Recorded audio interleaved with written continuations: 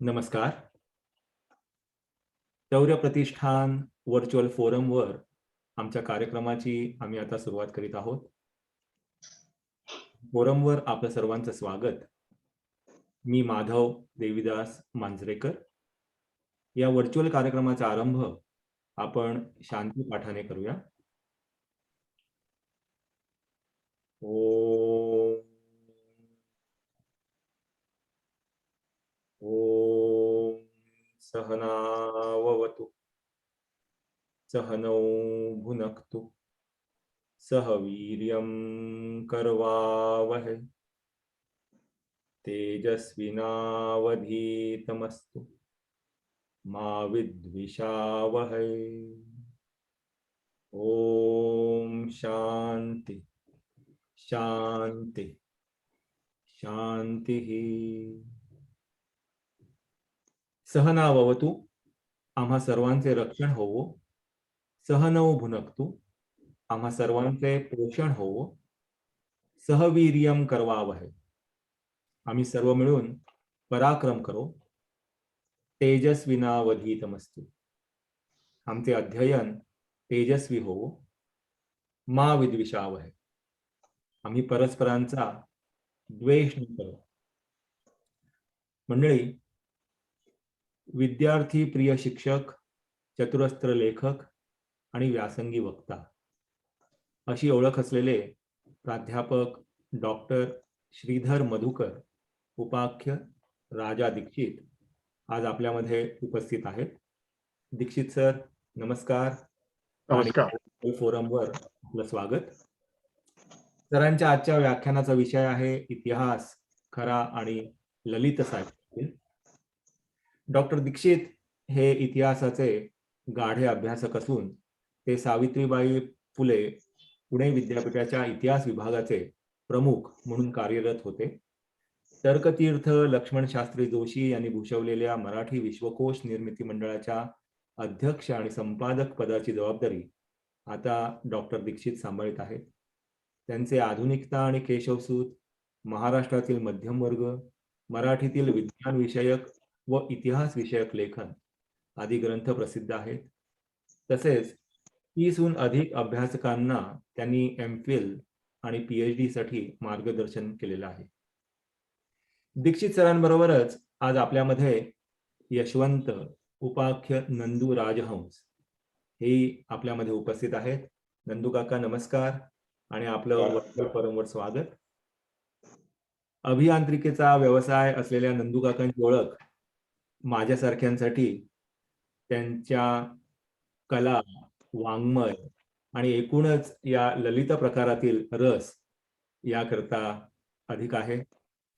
पत्नी मेधा या उन्मेष प्रकाशन तर्फे अतिशय उत्तमोत्तम पुस्तके आपल्यापर्यंत पोहोचवतात आणि हा आजचा कार्यक्रम खरं सांगायचं तर नंदू काकांच्या मदतीमुळेच शक्य झालेला आहे. तर आता मी नंदू काकांना डॉक्टर दीक्षितांची ओळख करून द्यायची विनंती करतो आणि मग आपण कार्यक्रमाला सुरुवात करू. नंदू काका. धन्यवाद. सुरुवातीलाच एक सांगतो की आनंद लागू हा माझा बालमित्र आणि राजा दीक्षित हा माझा किशोर मित्र. म्हणूनच कदाचित आनंदनी मला राजाची ओळख करून द्यायला सांगितली. तर तो आजचा सावित्रीबाई फुले विद्यापीठात सुप्रतिष्ठित प्राध्यापक आहे, आजचा वक्ता आहे. पण बोलताना माझी इतकी जुनी ओळख असल्यामुळे कधीतरी एकेरी कधीतरी अहोजाऊ असं होण्याची शक्यता आहे. म्हणून सुरुवातीलाच मी सांगतो की मी घटकाभर इंग्लिशमध्ये बोलतोय असं तुम्ही गृहीत धरा, म्हणजे औचित्यभंगाचा काही प्रश्न येणार नाही. तर त्याची ओळख करून देणं हे खरोखरच खूप अवघड आहे, कारण त्याचा बायोडाटा, संक्षिप्त परिचय पत्र जे आहे ते जवळजवळ 4 पानाचं आहे आणि त्याच्यामध्ये एकही नोंद अशी नाही की जी टाळली तरी चालेल किंवा बिनमहत्वाची आहे अशी नाही. त्यामुळे त्याचेच परिचय करून द्यायचं म्हणलं तर जवळचं नुसता बायोडाटा वाचायचं म्हणलं तरी 15 मिनिटं जातील. पण माझं हे काम सोपं झालं याच्यामुळं की तुम्ही दिलेल्या निमंत्रण पत्रिकेमध्ये, त्या निमंत्रण पत्रिकेमध्ये भारत इतिहास संशोधक मंडळाने त्याला जे मानपत्र दिलेलं आहे ते अतिशय योग्य, त्याच्या कर्तृत्वाचं आणि त्याच्या स्वभाव वैशिष्ट्याचं यथार्थ वर्णन करणारं असं मानपत्र आहे. फक्त त्यात काही जास्तीच्या गोष्टी आहेत, ज्या त्याच्यामध्ये नाहीयेत. अशा 2-4 गोष्टीच मी तुम्हाला फक्त त्याच्यामध्ये सांगतो. एक तर राजा हा अनेक विद्यापीठांच्या बोर्ड ऑफ स्टडीज वरती आहे. त्यामध्ये पुणे विद्यापीठ आहे, एस-एन-डी-टी विद्यापीठ आहे, गोवा विद्यापीठ आहे, उत्तर महाराष्ट्र विद्यापीठ आहे. अशा अनेक महाराष्ट्रातल्या सगळ्या शिवाय जे-एन-यू मध्ये पण तो आहे. तर या अनेक विद्यापीठाचा बोर्ड ऑफ स्टडीज वरती तो आहे. तो त्याच्यामध्ये उल्लेख नाही आणि आतापर्यंत अनेक पाठ्यपुस्तकं त्यांनी लिहिलेली आहेत, संपादन केलेली आहेत. असं म्हटलं जातं की के-जी ते पी-जी पर्यंत जी इतिहास या विषयावरती जेवढी पाठ्यपुस्तकं आहेत, जी पाठ्यपुस्तकं आहेत, त्यातल्या बऱ्याचशा पाठ्यपुस्तकांमध्ये त्याचा लेखक म्हणून, संपादक म्हणून किंवा सल्लागार म्हणून सहभाग आहे. तर असं चतुरस्र आणि अतिशय अभ्यासू व्यक्तिमत्व असं आपल्याला आज या वक्ता म्हणून लाभलेलं आहे. तर आपल्याला एक असं त्याच्या कर्तृत्वाचं एक वैशिष्ट्य सांगायचं म्हणजे खूप लहान वयात त्याला आपलं त्यांनी आपलं ध्येय ठरवलं. म्हणजे बऱ्याच वेळा असं होतं की 40शी आली, 50शी आली तरी आपल्याला नक्की काय करायचंय हे लोकांना समजत नाही. पण वयाच्या 17व्या 18व्या वर्षीच त्यांनी इतिहासाचं अध्ययन, इतिहासाचं अध्यापन, इतिहासाचं संशोधन हे आपलं जीवन क्षेत्र म्हणून त्यांनी निवडलेलं होतं. आणि तो त्याच्याशी आपला हा जो काही स्वधर्म हा त्यांनी मांडला होता, त्याच्याशी तो कमालीचा एकनिष्ठ आयुष्यभर राहिला. त्यामुळं ही जी अनेक अनेक पद आहेत, की विश्वकोशाचं अध्यक्षपद असो किंवा नवभारत संपादक पद असो किंवा सावित्रीबाई फुले विद्यापीठामध्ये यातलं एखादं जरी कोणाला मिळालं तरी आपल्याला विशेष वाटतं. पण ही सर्व पदं त्याच्याकडे चालून आली आणि एकाच वेळेला त्या सर्व पदांचा तो भार अगदी लिहिलया पेलू शकतो. त्याचं कारण अनेकांचा त्याच्यावरती विश्वास आहे आणि ते त्यांनी सिद्ध केलेलं आहे. त्याच्या स्वभावाचं अजून एक वैशिष्ट्य सांगायचं म्हणजे, की अत्यंत विद्वान माणसं जी असतात, त्या बऱ्याच वेळेला अहंगंड त्यांच्यामध्ये असतो. पण राजा हा कमालीचा नेमस्त मनुष्य आहे. कमालीचा नेमस्त आणि कमालीचा संयत असा मनुष्य आहे. म्हणजे नेमस्त म्हणल्यानंतर आपल्याला गोपाळकृष्ण गोखल्यांची आठवण येते. तर माझ्या मर्यादित अनुभव विश्वामध्ये नेमस्त गोपाळकृष्ण गोखल्यांच्या नंतर राजा दीक्षितसाठीच हे विशेषण बनलंय की काय असं वाटावं, अशी अवस्था आहे. इतका तो संयत. साधी पण याचा अर्थ नेमस्त आहे म्हणजे तो तडजोडी करणार आहे असं अजिबात नाही. म्हणजे मूल्य आणि दर्जा या 2 गोष्टींमध्ये त्यांनी कधीच तडजोड केली नाही. अगदी साधं उदाहरण तुम्हाला द्यायचं झालं, जेव्हा तो 18-19 वर्षाचा होता, एस-पी कॉलेजमध्ये एम-एच्या पहिल्याच वर्षाला होता मला वाटतं. त्यावेळेला 1975 साल होतं. तेव्हा आणीबाणी जाहीर झाली होती आणि हे वारं होतं की अभिव्यक्ती स्वातंत्र्यावरती गदा, अनेक लोकांना तुरुंगात पाठवलं. तर त्या आम्हाला तेव्हा अचानक एका मित्र सांगायला 11:00-11:30ला, "अरे राजांनी तिथं सत्याग्रह केला एस-पी कॉलेजच्या तिथं खूप गर्दी जमली, पोलिसांच्या व्हॅन्स वगैरे आल्यात." मग नंतर आम्ही बघायला लागलो, तो राजा खरंच सत्याग्रह करून आणीबाणीच्या विरोधात सत्याग्रह करून तुरुंगात गेला. त्याच्यानंतर राजाच्या घरी आम्ही गेलो. घरी गेलो तर त्याच्या आईला, वडिलांना असा आपला मुलगा काही करणार आहे याची सुतराम कल्पना नव्हती. म्हणजे या गोष्टीची आपल्याला परवानगी मिळणारच नाही. पण म्हणून ते आपण करायचं नाही असं नाही. आपल्या मनाला पटलंय ते आपण करायचं. हा उद्देश घेऊन राजा त्यावेळेला तुरुंगात गेला. पण तुम्ही जर बघितलं, की त्यांनी आता हे त्याचं परिचय पत्र दिलेलं आहे, त्यात एवढ्या नोंदी केल्यात, पण त्यात आणीबाणीमध्ये कारावास हे 2 शब्द त्यांनी कुठेही मेन्शन केलेले नाही. कारण म्हणूनच आणीबाणीतून सुटल्यानंतर त्यांनी कुठले लेख लिहिले नाही, कुठल्या परिसंवादात भाग घेतला नाही, कुठलं पुस्तक लिहिलं नाही. कारण हे आपल्याला पटलेली गोष्ट आहे. हा आपला वैयक्तिक प्रश्न आहे. विरोध कुशाला करायचा, कसा कोणत्या पद्धतीने करायचा. हे म्हणून त्याच्यावरती तो विषय ही त्याची जी वृत्ती आहे, हे त्याला पहिल्यापासून माहिती होतं, की आपला फोकस कशावरती. आपण कार्यकर्ते नाही आहोत, आपण नेते नाही आहोत, आपण अभ्यासक आहोत. आणि ही जी वृत्ती तशी आहे, ती त्याने आयुष्यभर म्हणजे जीवापाड जगली असं म्हणायला काही हरकत नाही. तर अजून त्याची एक दर्जाच्या बाबतीत जर सांगायची जर हे झालं, की सध्या तो नवभारत या प्रतिष्ठित मासिकाचा संपादक आहे, की ज्याचे संपादक कधी काही मेपू रेगन सारखे लोक स्वतः त्याचे कधी संपादक होते. त्या मासिकाचं संपादन करताना तो मला परवा मी सांगितलं, की कितीही वेळा प्रूफ वाचली, तरी मला त्याच्यामध्ये वाचताना चुका दिसतात. म्हणून आता शेवटचं फायनल प्रूफ तोच वाचतो. मासिकाची जर पद्धती दर महिन्याच्या महिन्याला इतकी प्रूफ वाचणं, हे त्याला त्याच्या दृष्टीने अजिबातच अपेक्षा नाही. पण बिनचूक करण्याचा ची अतीव इच्छा असल्यामुळे सगळ्या मासिकाची प्रूफ अजूनही राजा वाचतो. दुसरं एक सांगायचं म्हणजे त्यांनी हा पदभार स्वीकारल्यानंतर एक 3 महिन्या 15 दिवसापूर्वी पुण्याच्या एका पेपरमध्ये सकाळमध्ये चांगली 3 कॉलमी बातमी आली होती. आणि त्या बातमीत असं म्हणलं होतं, की गेले 6 महिने विश्वकोशाच्या नोंदींचं काम ठप्प झालेलं आहे. कोणत्याच नोंदी होत नाहीत. त्यात राजाचं नाव दिलेलं नव्हतं, पण याचा अर्थ त्याचा रोख राजाकडेच होता, की नवीन काही नोंदी होत नाही.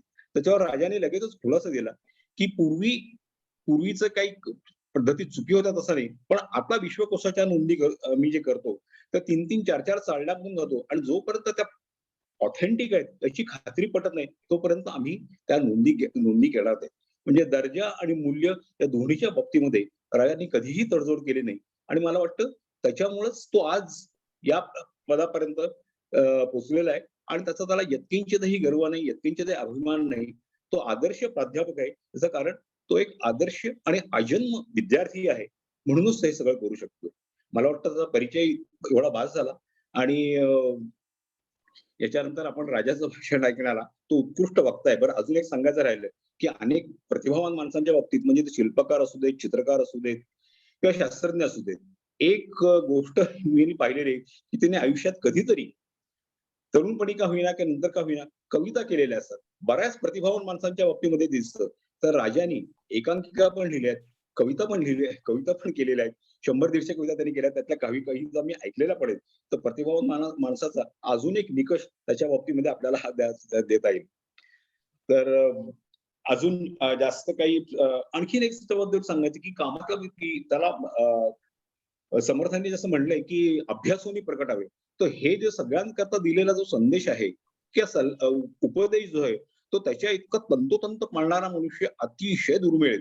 त्याला एका पुस्तकाचं परीक्षण करण्याकरता सांगितलं होतं. साधारण 800 अंश शब्दांचं परीक्षणाची अपेक्षा होती संपादकांची. तर त्याला म्हटलं, "किती वेळ लागेल रे बाबा?" तर तो म्हणला, "मला 2 महिने लागतील." तो म्हणला, "अरे 800-900 शब्द लिहिण्याकरता 2 महिने?" तर तो म्हणला, की "मी पुस्तकाचं पान वाचतो.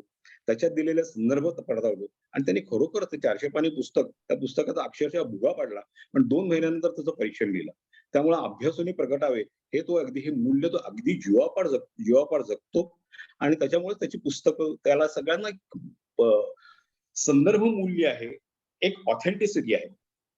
तर राजा आज आणि तो चांगल्यापैकी वक्ता आहे. त्याचं भाषण ऐकण्याकरता त्याचं भाषण मी अगदी कॉलेजमध्ये असताना वक्तृत्व स्पर्धांमधून सुद्धा ऐकलंय आणि भारत इतिहास संशोधक मंडळामध्ये 5-6 महिन्यापूर्वी पण ऐकलेलं आहे.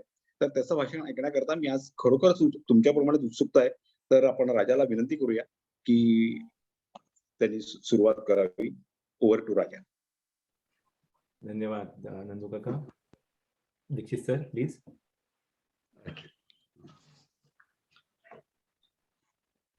माझ्या अमेरिकेतल्या मराठी बंधू भगिनींनो, मला तुमच्याशी आज संवाद करताना खूप आनंद वाटतोय.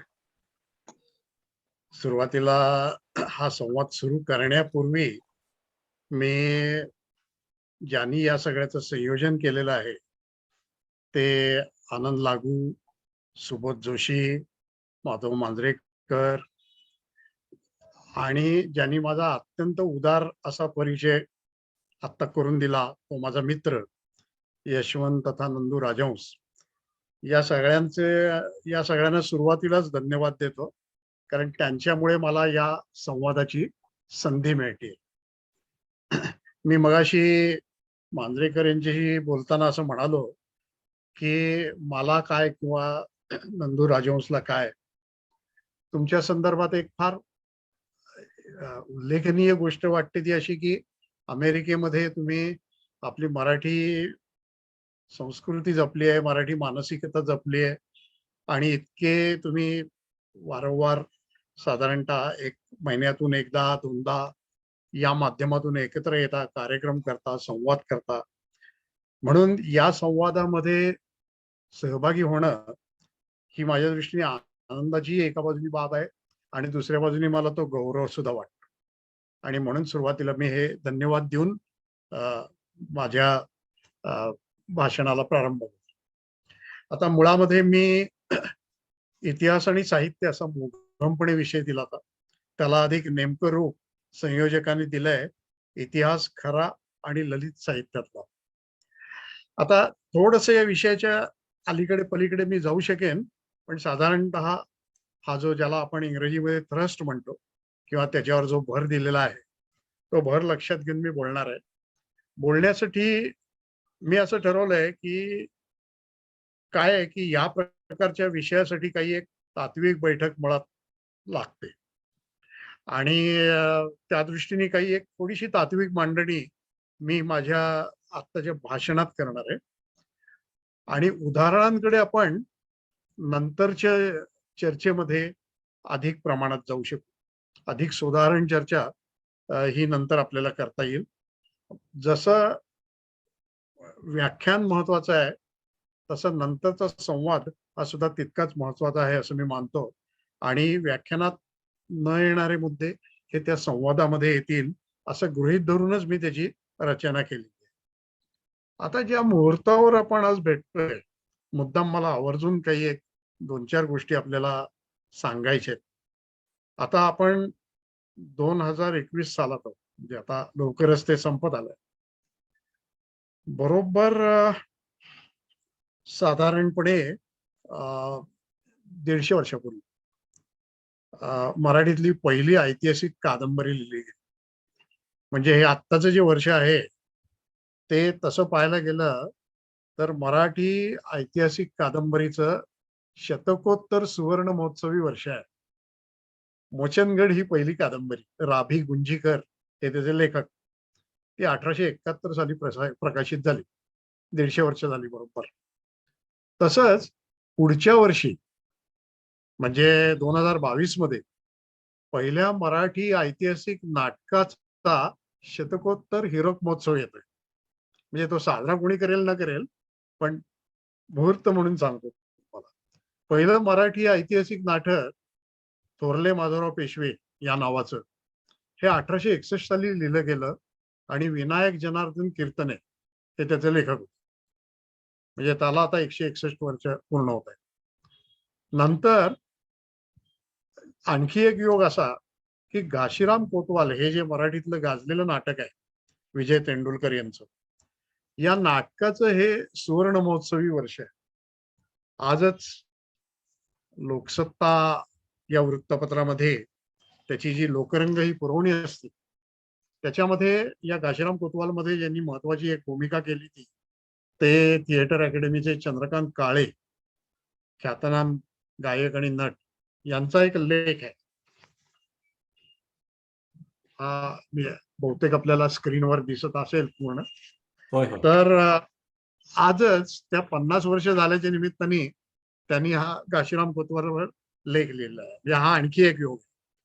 दुसरं असं की पुढचं वर्ष जे आहे म्हणजे 2022 असेल ते मराठीतली गाजलेली कादंबरी स्वामी रणजित देसाई यांची, या स्वामी कादंबरीचं हिरक महोत्सवी वर्ष असणार. कारण ही कादंबरी 1962 मध्ये प्रकाशित झाली. त्यामुळे तोही एक महत्वाचा योग असणार. आणि आणखी एक सांगायचं म्हणजे 1863 मध्ये पहिला मराठी ऐतिहासिक कथासंग्रह प्रकाशित झाला.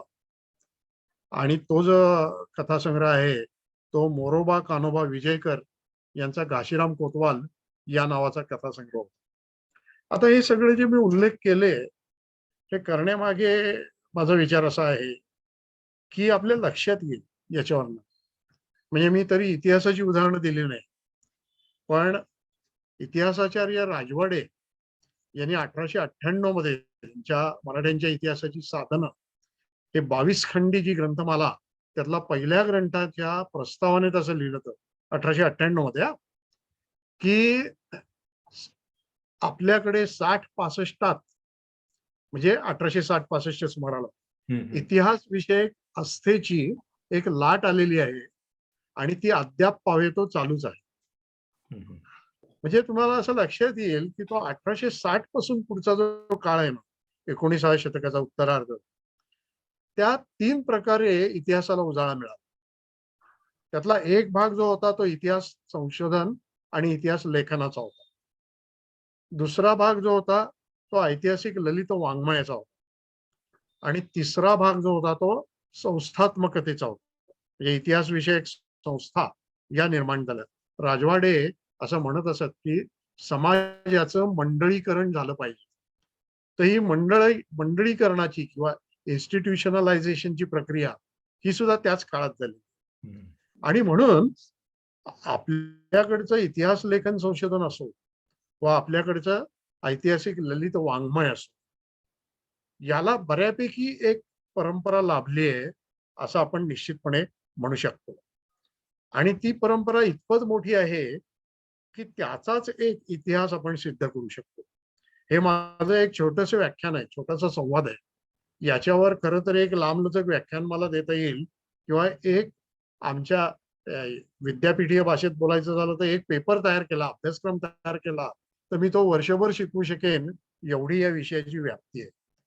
पण आता मी ती इथे थोडक्यात मांडण्याचा प्रयत्न करणार.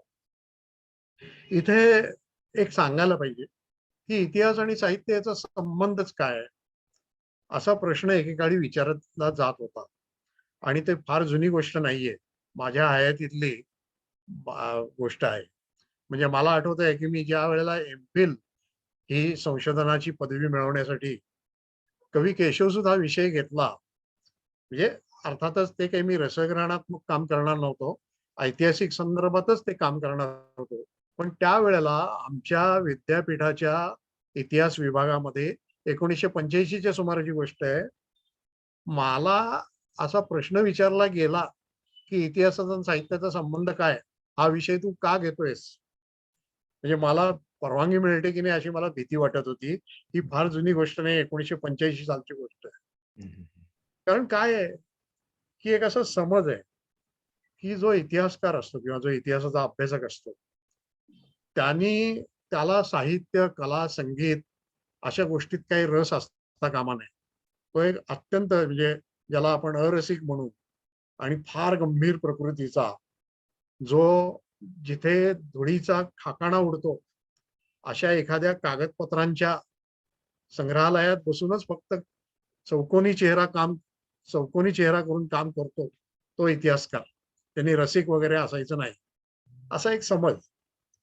आणि त्यामुळे इतिहास आणि साहित्य याचा काही संबंध असू शकतो किंवा जोडता येऊ शकतो, याला सुद्धा विरोध होता असं दिसेल. ज्याला आपण कन्व्हेन्शनल हिस्टोरियन्स म्हणू, हम्म. परंपरावादी जे इतिहासकार आहेत त्यांचा तो विरोध होता. परंतु सुदैवाने माझे जे मार्गदर्शक होते डॉक्टर अरविंद देशपांडे, यांचे माझ्यावर खूप मोठे बौद्धिक संस्कार आहेत, त्यांच्यामुळे मला हा विषय घेता आला. आणि मग 19व्या शतकातल्या उत्तरार्धातला महाराष्ट्रातला समाज विचार, सामाजिक वास्तव आणि कवी केशवसूत अशी मांडणी मी करू शकलो. साहित्याचे समाजावरचे परिणाम आणि समाजाचे साहित्यावरचे परिणाम हे लक्षात घेऊन ऐतिहासिक संदर्भातली ती मांडणी होती. आणि जरी त्यावेळेला माझी चेष्टा केली गेली, मला विरोध केला गेला, तरी ज्या वेळेला मी एम.फिल झालो, ओ किंवा आउटस्टँडिंग ही ग्रेड पहिल्यांदाच कोणाला तरी इतिहास विषयात मिळाली.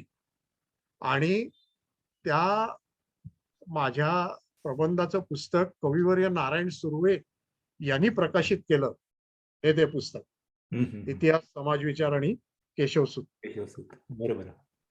हे 1993 मधलं पुस्तक आहे आणि चक्क या प्रबंधाची दुसरी आवृत्ती पण 2005 मध्ये प्रकाशित झाली. आणि राग जाधव यांच्यासारख्या नामवंत समीक्षकांनी महाराष्ट्र साहित्य पत्रिकेत त्याचं कौतुक केलं. तेव्हा मग लोकांना हे पटायला लागलं की अरे आपण समजतो तितका किंवा निदान तसा हा वेडा नाही, हा म्हणतो याच्यात काहीतरी तथ्य आहे. आणि आता विद्यापीठीय संशोधनात आमच्याकडे हा ट्रेंड किंवा हा प्रवाह रूढ झालेला आहे. असो, तर सांगायचा मुद्दा असा होता की इतिहास आणि साहित्य याच्या संबंधाला साधारणपणे इतिहासातले शास्त्रवादी आणि साहित्यातले कलावादी विरोध करतात असं आपल्याला दिसतं. परंतु तो विरोध आता मावळत चाललेला आहे आणि आता हा एक नवा विचार हा ज्ञान क्षेत्रामध्ये अ, जगात तर तो रूढ झालेलाच आहे, पण भारतात, महाराष्ट्रात, मराठीत रूढ झालेला आपल्याला दिसून येतो. आता याची मांडणी करताना मी म्हटलं तसं की मी काही थोडी तात्विक मांडणी आधी करतो आणि त्याच्यात 2 गोष्टींची मांडणी मला मुख्यतः करायची आहे. 15-15 मिनिटात मी ती करणार. त्यातलं एक म्हणजे मुळात इतिहास. इतिहास म्हणजे काय? इतिहास आणि सर्जनशीलता किंवा क्रिएटिव्हिटी ज्याला म्हणतो आणि इतिहासाची वस्तुनिष्ठता. कारण आपल्या टायटलमध्ये सुद्धा खरा इतिहास असं म्हटलंय. तर खरा इतिहास म्हणजे काय असतं किंवा खरा इतिहास असतो का? हाच एक मूलभूत तत्वज्ञानात्मक प्रश्न आहे. म्हणून मी थोडंसं या अंगाने इतिहासाबद्दल बोलणार आहे आणि त्याच्यानंतर साहित्य इतिहासाच्या कक्षेत जे येतं ते त्याच्या सामाजिकतेमुळे येतं आणि म्हणून साहित्याची सामाजिकता या अंगाने थोडी चर्चा करणार आहे. मग दोन्हीचा मेळ घालण्याचा प्रयत्न करणार आहे की जो आपल्या चर्चेमध्ये अधिक मोठ्या प्रमाणात होईल. काय आहे की सर्वसामान्यपणे ज्यांचा इतिहास हा अभ्यासाचा किंवा संशोधनाचा विषय नाही, त्यांच्या इतिहासाविषयी काही ठाम समजुती असतात. इतिहास म्हणजे सनावळ्या, a chronological table that looks like a telephone directory असं सण घटना अशा अशा पद्धतीचा एक समज असतो. इतिहासाची व्याख्या एकेकाळी किंग स्टोरी हम्म. अशीच केली जात असे. राजाची गोष्ट म्हणजे his his story. His story म्हणजे किंग स्टोरी. त्या मुख्यतः राज्यकर्त्यांची कथा अशा पद्धतीने इतिहासाकडे पाहिलं गेलं. फ्रीमननी 19व्या शतकात हिस्ट्री इज पास्ट पॉलिटिक्स, इतिहास म्हणजे गतकालीन राजकारण अशी व्याख्या केलेली होती. किंवा इतिहास म्हणजे निव्वळ घटना वर्णन असा एक लोकांचा समज असतो. पण खरं सांगायचं तर ह्या सर्व कल्पना इतिहासाबद्दलच्या चुकीच्या आहेत. एक तर इतिहास हे जर गतकालीन राजकारण असेल तर ते गतकालीन समाजकारण आहे, गतकालीन अर्थकारण आहे, गतकालीन संस्कृतीकारण आहे, गतकालीन धर्म आहे. म्हणजे इतिहास ही मानवी जीवनाची सर्वांगीण कथा आहे. हा पहिला भाग.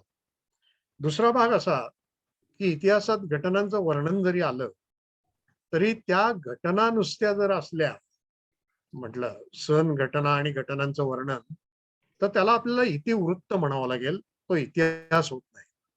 या वर्णनात्मकतेच्या पलीकडे इतिहास असतो आणि म्हणून इतिहासाची जी आधुनिक संकल्पना आहे त्यात असं मानलं जातं की ही जी माहिती आहे या माहितीचा जो अर्थ लावला जातो तो खरा इतिहास, ज्याला आपण इंग्रजीत इंटरप्रिटेशन म्हणतो. हम्म. मराठीत आम्ही त्याच्यासाठी अन्वयार्थ असा शब्द प्रयोग वापरतो. हम्म. तर हा अन्वयार्थ किंवा इंटरप्रिटेशन ही नावं फार घेणार नाहीये कारण मला त्या प्रकारे विद्वत्तेचं प्रदर्शन करायचं नाही. पण एक व्हॉट इज हिस्ट्री म्हणून छोटस पण अत्यंत मूलभूत असं पुस्तक आहे एच कार याचं. त्यांनी असं म्हटलंय की त्यांनी काय वर्णन केलं इतिहासाचं. A core of interpretation surrounded by the pulp of the disputable facts. म्हणजे गाभा जो आहे तो अन्वयार्थात आणि तो कशाने वेढला गेलाय तर वादग्रस्त घटनांनी किंवा वादग्रस्त घटितांचा गर हा त्याच्या भोवती आहे. पण गाभा अन्वयार्थ. म्हणजे काय तर ज्या घटना होतात त्या घटनांचा जो अर्थ लावला जातो तो खरा इतिहास. हा एक भाग. दुसरा भाग असा की इतिहास हा जरी घटनांचा म्हणून पाहायला गेला तरी खरं तर सर्व इतिहास हा विचाराचा इतिहास असतो. कॉलिंगवुडनी ते म्हटलंय, तो मोठा तत्वज्ञ होता. विचाराचा का तर आपल्याला असं दिसेल की आता मी बोलतोय आणि बोलताना आता काहीतरी थोडेसे हातवारे आपण करतो, चेहऱ्यावरचे हावभाव असतात. ही साधी छोटीशी गोष्ट आहे. पण या गोष्टीच्या मागे ही जी कृती आहे शारीरिक कृती याच्या मागे विचार असतो. प्रत्येक घटनेच्या मागे विचार, विचार मालिका, विचार परंपरा, काही वेळेला विचार प्रणाली असते. आणि म्हणून खरं तर ऐतिहासिक घटना समजावून घेणं म्हणजे त्या घटनेशी संबंधित विचार प्रक्रिया समजावून घेणं हे असतं. आणि यासाठी इतिहास हा मुळात विचाराचा इतिहास असतो. आणि म्हणून इतिहास लेखनाच्या प्रक्रियेचं सुद्धा वर्णन काही वेळा असं केलं जातं की इतिहासकाराच्या मनामध्ये झालेली एकेकाळी होऊन गेलेल्या विचाराची पुनर्घडण म्हणजे इतिहास. म्हणजे इतिहासकार जो असतो तो पूर्वी कसा विचार केला गेला असेल याचा विचार करून त्या वैचारिकतेची मांडणी आपल्या इतिहासाद्वारे करतो. हा एक आणखी एक भाग. दुसरा एक भाग इतिहासाबद्दल असा मानला जातो तात्विक अर्थाने की सर्व इतिहासात समकालीन आहे. आता बघा याच्यात विसंगती वाटेल आपल्याला, कारण इतिहास ही एका बाजूने भूतकाळाची कथा आहे. मग असं असताना सुद्धा क्रोशे म्हणून तत्वज्ञ जो आहे त्यांनी म्हटलं तर ऑल हिस्ट्री इज कॉन्टेम्पररी. का? तर जे जिवंत लोक आहेत आज ते लोक इतिहासाचा विचार करतात, इतिहास मनात जपतात, म्हणून इतिहास जपतो किंवा जिवंत राहतो. या तात्विक अर्थाने तो असं म्हणतो की सर्व इतिहास हा समकालीन आहे. आता याला जोडून मी मगाच्या कारची एक व्याख्या सांगतो तुम्हाला. त्यांनी असं म्हटलंय की history is a continuous dialogue between the past and the present. आणि ही फार महत्वाची गोष्ट आहे. साहित्याकडे जाताना ही गोष्ट आपल्याला लक्षात ठेवायला की इतिहास हा वर्तमान काळ आणि भूतकाळ यात सातत्याने चाललेला संवाद आहे. हा संवाद आहे असं म्हटल्यानंतर मग आपल्या लक्षात येईल की इतिहासाचं पुनर्लेखन का करावं लागतं. नाहीतर काय घटना त्याच असतात. शिवाजी महाराज अमुक वर्षी जन्मले, त्यांनी अमुक वर्षी राज्याभिषेक केला, ही लढाई या वर्षी झाली वगैरे, यात सहसा बदल होत नाही. एखाद्या गोष्टीबद्दल वाद असला तरच काही नवीन माहिती उजेडात आली तर बदल, पण ह्या घटना त्याच असतात. घटनांकडे बघण्याची दृष्टी बदलते आणि जसा वर्तमान काळ बदलेल तसं त्या भूतकाळाकडे बघण्याची दृष्टी बदलते. आणि शेवटी इतिहासकार म्हणजे आता इतिहासकार हा पुल्लिंगी शब्द मी वापरतोय, पण स्त्री आणि पुरुष हे दोघंही मला त्यात अभिप्रेत आहेत. मी स्त्री पुरुष समानता मानणारा स्त्रीवादी असा अभ्यासक आहे. त्यामुळे जी व्यक्ती इतिहासाकडे बघते किंवा इतिहास लिहिते ती खरं तर काय करते, तिची म्हणजे इतिहास ही भूतकाळाची कथा असते हे खरं आहे, पण ती वर्तमानाची गरज असते. मला जेव्हा माझा भूतकाळ समजतो तेव्हा मला वर्तमानाचं अधिक चांगलं आकलन होऊ शकतं. साधा एखादा अग्रलेख घ्या तुम्ही, कोरोनाच्या प्रश्नावरचा अग्रलेख आहे समजा, तर फार भूतकाळामध्ये पूर्वीच्या ब्युबॉनिक प्लेग पर्यंत जाऊन लिहिलेलं असतं. म्हणजे वर्तमान समजण्यासाठी आपल्याला भूतकाळात शिरावं लागतं, हा एक भाग आहे. आणि दुसरं म्हणजे हजारो वर्ष जो प्रश्न पडलेला आहे, कोहम, मी कोण आहे, या प्रश्नाचा शोध तत्वज्ञ हजारो वर्ष घेत आहेत. तर मी कोण आहे या प्रश्नाचं उत्तर आपल्याला इतिहासात मिळतं. कारण ज्या वेळेला मी असं म्हणतो की मी म्हणून कोणीतरी आहे, त्या माझी जडणघडण ही मी हा एका विशाल आम्हीचा भाग असतो. त्यामुळे मी कोण आहे हे समजून घेताना आम्ही कोण आहोत हे समजून घ्यावं लागतं आणि याचं उत्तर आपल्याला इतिहासामध्ये. म्हणून काय असतं की इतिहासकार हा वर्तमान काळाचा प्रतिनिधी असतो आणि या वर्तमानाच्या संदर्भात तो भूतकाळात प्रवेश करतो आणि तो भूतकाळ समजावून घ्यायचा प्रयत्न करतो. तुम्ही साधं असं बघा की मी समजा शिवाजी महाराजांचा इतिहास लिहायचा आहे मला, तर शिवाजी महाराज नाही माझ्याकडे येत की अरे बाबा माझा इतिहास लिह. माझी गरज असते, मी शिवाजी महाराजांकडे जातो आणि मला त्यांच्यापासून प्रेरणा हवी असते किंवा इतर काही, यासाठी मी भूतकाळात प्रवेश करतो.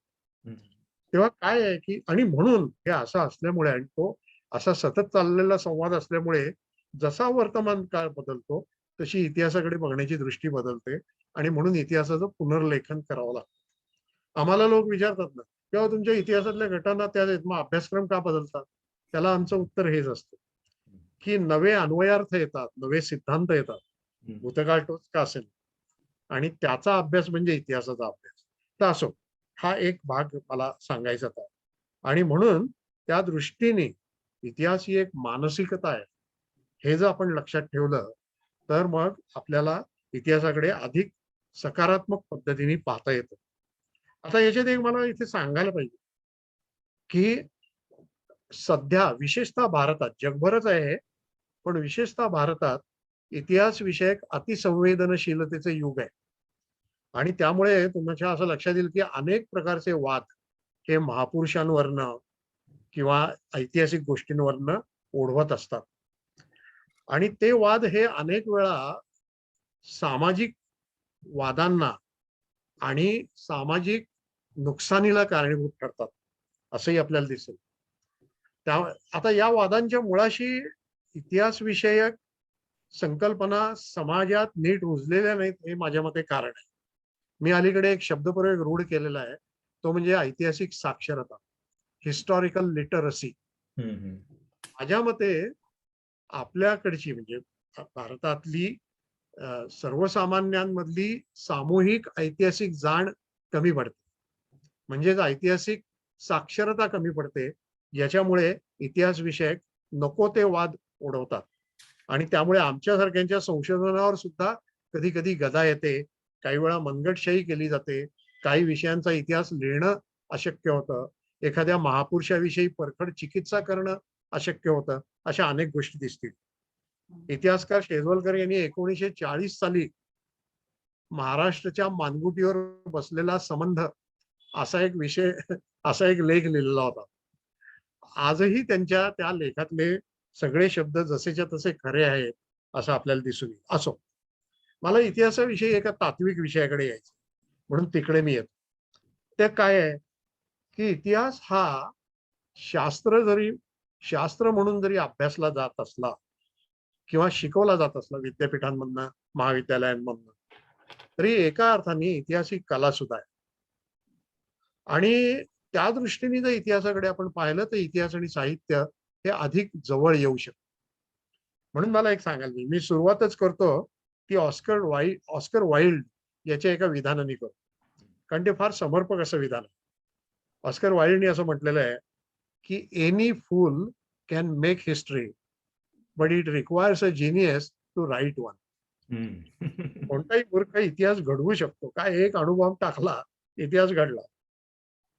एक मूर्खत्वाची कृती सुद्धा इतिहास घडवू शकतो, पण इतिहास लिहिण्यासाठी मात्र असामान्यत्वच असावं लागतं, हे त्यांनी म्हटलंय. थोडं विनोदी शैलीत म्हटलं असलं तरी ते एक फार मोठं असं सत्य आहे. आणि म्हणून इतिहासकार हा केवळ, ज्याला आम्ही काही वेळा डिंक कात्री इतिहास लेखन म्हणतो, थोडंसं इकडचं घेतलं थोडं इकडचं घेतलं एकत्र केलं, वर्णन केलं घटनेचं, झाला इतिहास, असं नाहीये. इतिहासकार हा प्रतिभावंत असतो. आणि म्हणून बरेच वेळा मी माझ्या विद्यार्थ्यांना जेव्हा शिकवायचो त्यावेळेला मी त्यांना असं सांगायचो की काय आहे इतिहासकाराचं कार्य कसं आहे. मी त्यांना मायकेल एंजेलोची एक कथा सांगायचो. मायकेल एंजेलो, त्याच्यावर कवी वसंत बापट यांची कविता पण आहे, ती आपण नंतर जरूर बघा ज्यांना रस आहे त्यांनी. मायकेल एंजेलोपनिषद म्हणून एक कथा आहे छोटीशी. मायकेल एंजेलोला, की जो फार महान मूर्तिकार होता, चित्रकार होता, एकदा असा प्रश्न विचारला गेला की का रे बाबा, इतकी सुंदर मूर्ती तू कशी घडवतोस? बघा, मायकेल एंजेलोची मूर्ती तर सुंदर असायची, म्हणजे तो तर अजरामर असा कलावंत आहे, पण त्याच्या उत्तरात सुद्धा काय प्रतिभा होती ते बघा. त्यांनी असं म्हटलं, मूर्ती मी घडवतच नाही, मूर्ती ही दगडात असतेच, मी फक्त आजूबाजूचा अनावश्यक दगड बाजूला करतो. बघा काय प्रतिभा आहे. आता हे जरी तो म्हणाला तरी मूर्ती दिसायला मायकेल एंजेलोची नजर लागते. हे जे आहे त्याच पद्धतीने, म्हणजे केशवसुधांच्या कवितेतली ओळ वापरतो तुतारीमध्ये, त्यांनी जे म्हटलंय की प्राप्त काल हा विशाल भूधर, तर तिथे मी बदल एवढाच करतो, भूतकाल हा विशाल भूधर, सुंदर लेणी तयात खोदा. अशी इतिहास लेखनाची प्रक्रिया असते की तो भूतकाळ जो आहे विशाल, त्यातनं तो निवड करतो. आणि हे लक्षात घ्या की मूलतः इतिहास ही निवड आहे. कारण जर मानव पृथ्वीवर अवतरल्यापासून आजपर्यंत सगळं लिहायचं झालं तर तेवढाच काळ इतिहास लेखनाला लागेल. तेवढं तर आपण नाही, त्यातनं निवडतो. आणि जिथे निवड येते तिथे 100% वस्तुनिष्ठता अशक्य असते. म्हणजे इतिहास हे जरी शास्त्र असलं तरी इतिहास हा मुळात 100% वस्तुनिष्ठ असू शकत नाही. इतिहास संशोधक असूनही मी हे सांगतो. आणि हे का सांगतोय मी, तर बघा तुम्ही की संशोधनाची एक पद्धत असते. म्हणजे एखादं कागदपत्र, एखादी घटना शाबित करायची, कागदपत्र अस्सल असावं हे बरोबर आहे. एखादी घटना आहे ती अमुक साली घडली, ते शाबित करायचंय, बरोबर आहे. हे सगळं ठीक आहे. संशोधन पद्धतीतल्या काही पायऱ्या या शास्त्रीय आहेत, हे खरं आहे. पण या पायऱ्यातून माहिती जमा केल्यावर, घटना शाबित केल्यावर त्याचा अर्थ जो लावायला लागतो, ती सर्जनशील प्रक्रिया आहे.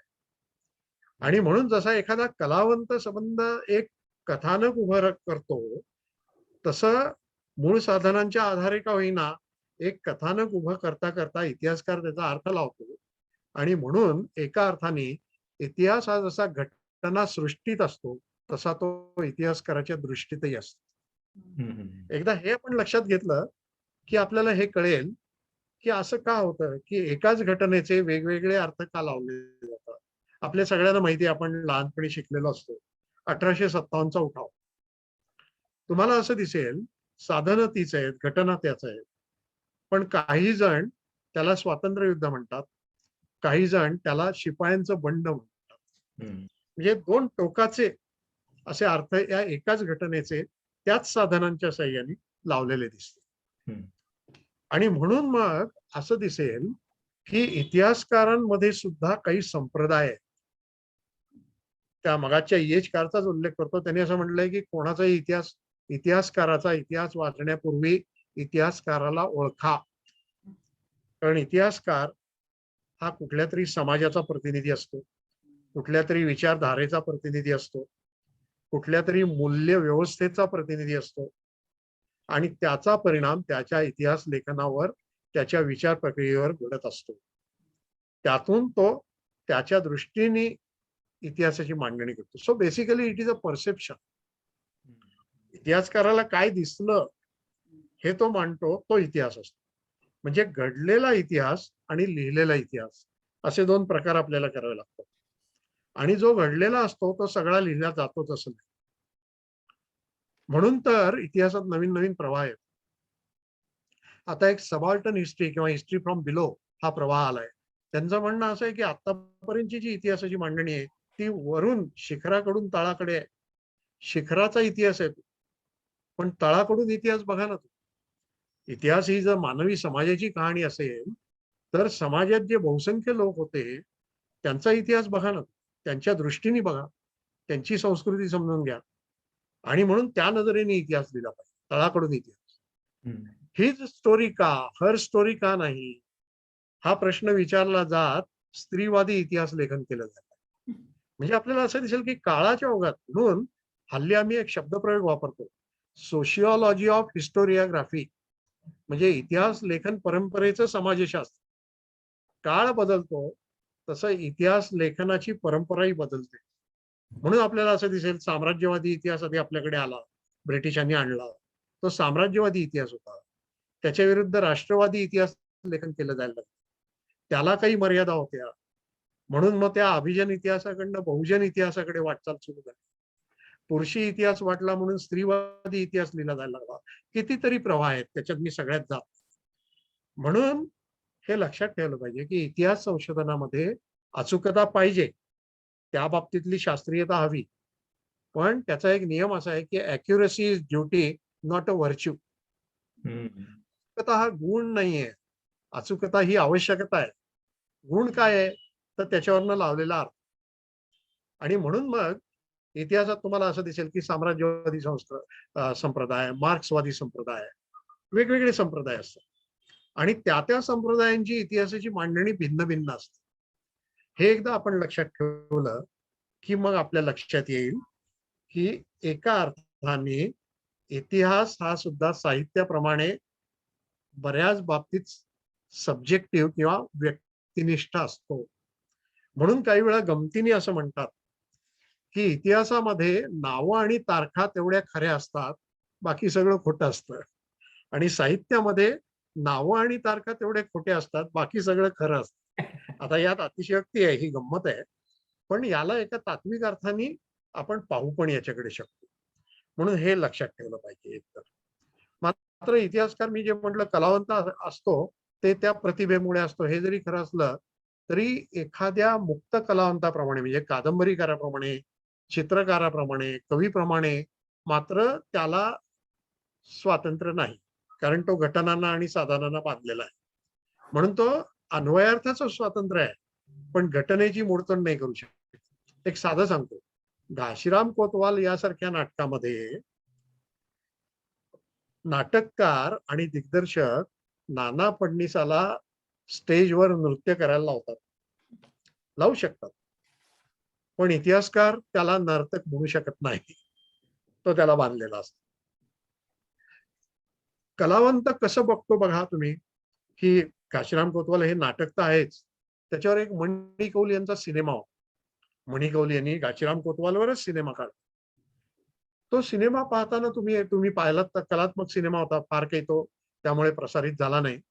तो सिनेमा पाहताना तुम्हाला असं दिसेल की काळ नाना फडणीसच आहे, पहिल्या पेशवाईचा काळ आहे, पण त्यात तुम्हाला विजेच्या तारा आणि विजेचे खांब दिसतील. आता कोणी असा प्रश्न विचारेल की अरे एवढं सुद्धा यांना कळत नाही, एवढी ढोबळ चूक याच्यात कशी काय केली यांनी? तर ती चूक नाहीये, ती चूक नाहीये, ती प्रतिकात्मकता आहे. आणि मला जे सांगायचे ते हेच सांगायचे, की तिथे मणी कौल यांना किंवा मुळात तेंडुलकरांना नाना फडणीसांचं चरित्र नाहीये सांगायचं. नाना फडणीस शिकवायचे नाहीयेत इतिहासाच्या विद्यार्थ्यांना. नाना फडणीस हे निमित्त आहे, ते त्याच्यातून एक प्रतिकात्मक, रूपकात्मक अशी मांडणी करतात.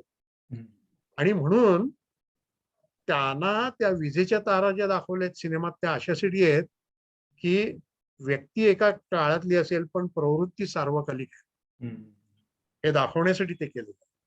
आता हे स्वातंत्र्य जे कलावंत घेऊ शकतो, ते मात्र इतिहासकार घेऊ शकत नाही. या अर्थाने कलावंत म्हणून त्याच्यावर थोडी मर्यादा आहे, पण तोही एक प्रतिभावंत, सर्जनशील असा लेखक आहे, हे विसरून मात्र चालत नाही. आता मी समाजाच्या साहित्याच्या सामाजिकतेकडे येतो. ती मांडणी करून मग आपण चर्चा करू. साहित्य जे आहे, एकेकाळी फडके खांडेकर वाद हे आपण ऐकलं असेल, की जीवनवाद आणि कलावाद या पद्धतीची मांडणी केली जात होती. फडक्यांनी असं म्हटलेलं होतं, की स्वांतः सुखाय आम्ही लिहितो, आमच्यावर कुठलंही बंधन तुम्ही घालू शकत नाही. एखादा कलावंत हा काही शंकराचार्याचा चोपदार, बालदार चोपदार नसतो. हे सगळं खरं आहे, हे खरं आहे. एका अर्थाने साहित्याची स्वायत्तता ही मान्य आहे, त्याची व्यक्तिनिष्ठता ही मान्य आहे, पण तरीही लक्षात घ्या की साहित्य ही एक सामाजिक निर्मिती आहे आणि सामाजिक शक्ती आहे. Social product and social force अशी दुहेरी वास्तविकता साहित्याची आपल्याला लक्षात घ्यावी लागते. साहित्याशी सामाजिकता ही मूलतःच निगडित आहे. आता साधं बाळा, साहित्याची निर्मिती प्रक्रिया आणि साहित्याची आस्वाद प्रक्रिया याच्याशी जोडलेल्या 4 गोष्टी आहेत. कोणत्या आहेत? साहित्य हे भाषेत सांगितलं जातं, तेव्हा भाषा.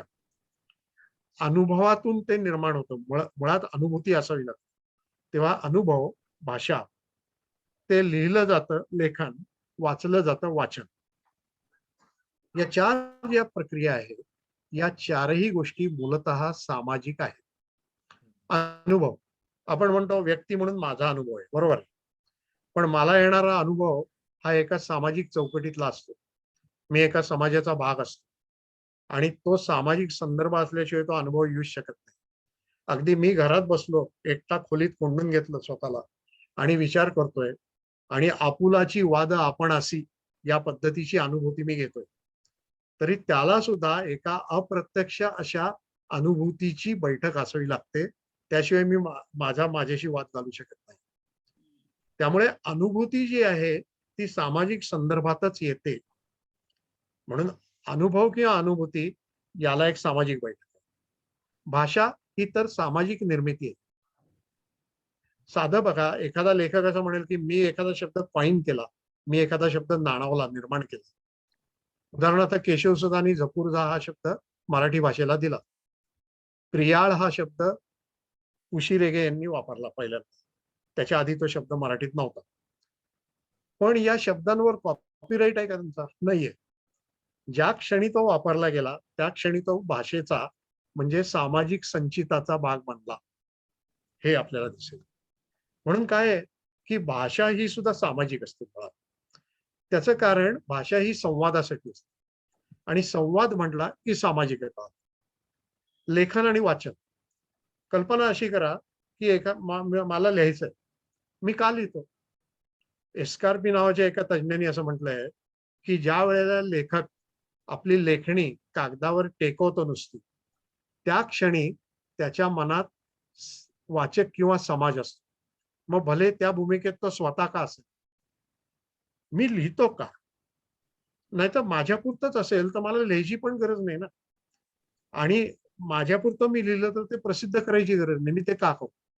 मला संवाद करायचा असतो. तेव्हा लेखन हा मुळात संवाद आहे, त्यातनं सामाजिकता येते. वाचनाचं तसंच आहे.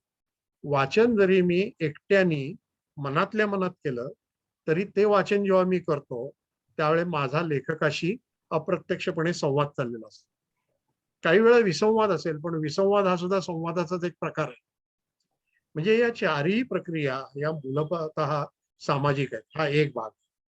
दुसरा आपण असं बघा, की साहित्याचा ज्याला आपण आशय आणि घाट असं म्हणतो, म्हणजे कंटेंट आणि फॉर्म, याच्यात जे बदल होत जातात ते काळानुसार होत जातात. त्याच्यावर काळाचे प्रभाव पडतात असं आपल्याला दिसेल. म्हणजे साधं पहा, की मराठी कवितेचं जर उदाहरण तुम्ही घेतलं, तर जे का रंजले गांजले त्यासी म्हणे जो आपुले, तुकाराम. इकडून कृतांत कटका मलत ध्वज जरा दिसो लागली, हम्म. मोरोपंत. हम्म. इकडे जे मराठी कवितेचा प्रवास झाला, आणि तिकडून नव्या मनूतील नव्या दमाचा शूर शिपाई आहे, केशवसूत. किंवा तिकडून कामगार आहे मी तळपती तलवार आहे, नारायण सुर्वे. किंवा तिकडून माणसाने गाणे गावे माणसाचे, नल असं वापरलंय, नामदेव ढसाळ. हा जो मराठी कवितेचा प्रवास आहे, हा प्रवास आपाततः झालेला नाही. त्या कवीची प्रतिभा निश्चितच आहे, परंतु याला काळाचा एक संदर्भ आहे. म्हणून वाङ्मयाचा आशय आणि घाट याला एक काळाचा संदर्भ असतो. साधं कादंबरीचं उदाहरण घ्या. कादंबरी केव्हा येते? कादंबरी हा वाङ्मय प्रकार प्राचीन काळात तुम्हाला दिसणार नाही, मध्ययुगात दिसणार नाही, आजच्या सारखं एखादा अपवाद सोडून देतो. पण वाङ्मय प्रकार म्हणून कादंबरी केव्हा येते? कादंबरीच का लिहावीशी वाटते? तर तुम्हाला असं दिसेल की ज्या वेळेला औद्योगिक संस्कृती येते, औद्योगिक क्रांती घडली, आणि त्यामुळे समाजातली गुंतागुंत वाढली, व्यामिश्रता, कॉम्प्लेक्सिटी वाढत गेली, त्यावेळेस ती कॉम्प्लेक्सिटी, ती व्यामिश्रता पकडण्यासाठी जे रूढ असे फॉर्म किंवा वाङ्मयाचे घाट होते, ते अपुरे पडायला लागले. आणि काही कलावंतांना असं वाटायला लागलं, याच्यापेक्षा वेगळ्या पद्धतीने एका मोठ्या विशाल अशा रंगपटावर, कॅनव्हासवर याची मांडणी करायला लागेल. तेव्हा कादंबरी आली. म्हणजे औद्योगिक क्रांती किंवा औद्योगिक प्रगती आणि कादंबरी यांचा एकमेकांशी संबंध आहे. अगदी मराठीत सुद्धा जी कादंबरी येते, यमुना पर्यटन 1857 मध्ये येते, त्याच्या आसपास 2-3 वर्ष आधी पहिली कापड गिरणी आली, पहिली रेल्वे आली. त्याच्याच आसपास शिक्षण विषयक फलिता आला, विद्यापीठ आलं, तारायंत्र आलं. हे सगळं येतं तेव्हा मराठीतली पहिली कादंबरी येते. म्हणजे हे सगळं एकमेकाशी जोडलंय. त्याच्या 100 वर्ष आधी नाही कादंबरी येऊ शकत. म्हणजे कुठेतरी काळाचा म्हणून एक प्रभाव त्याच्यावर पडत असतो. साध्या प्रतिमा सृष्टी असते ना, आपण म्हणतो ना कवीची प्रतिमा सृष्टी. नारायण सुर्वेने म्हटलं की माझी प्रतिमा सृष्टी आहे, पण ती मी जे जीवन जगलो त्यातनं आलेली. आणि ते अगदी खरं आहे. म्हणजे साधं एक उदाहरण घ्या, की एका इंद्रधनुष्य, किती सुंदर इंद्रधनुष्य म्हटल्यावर सुखद संवेदनाच आपल्या डोळ्यासमोर येतात.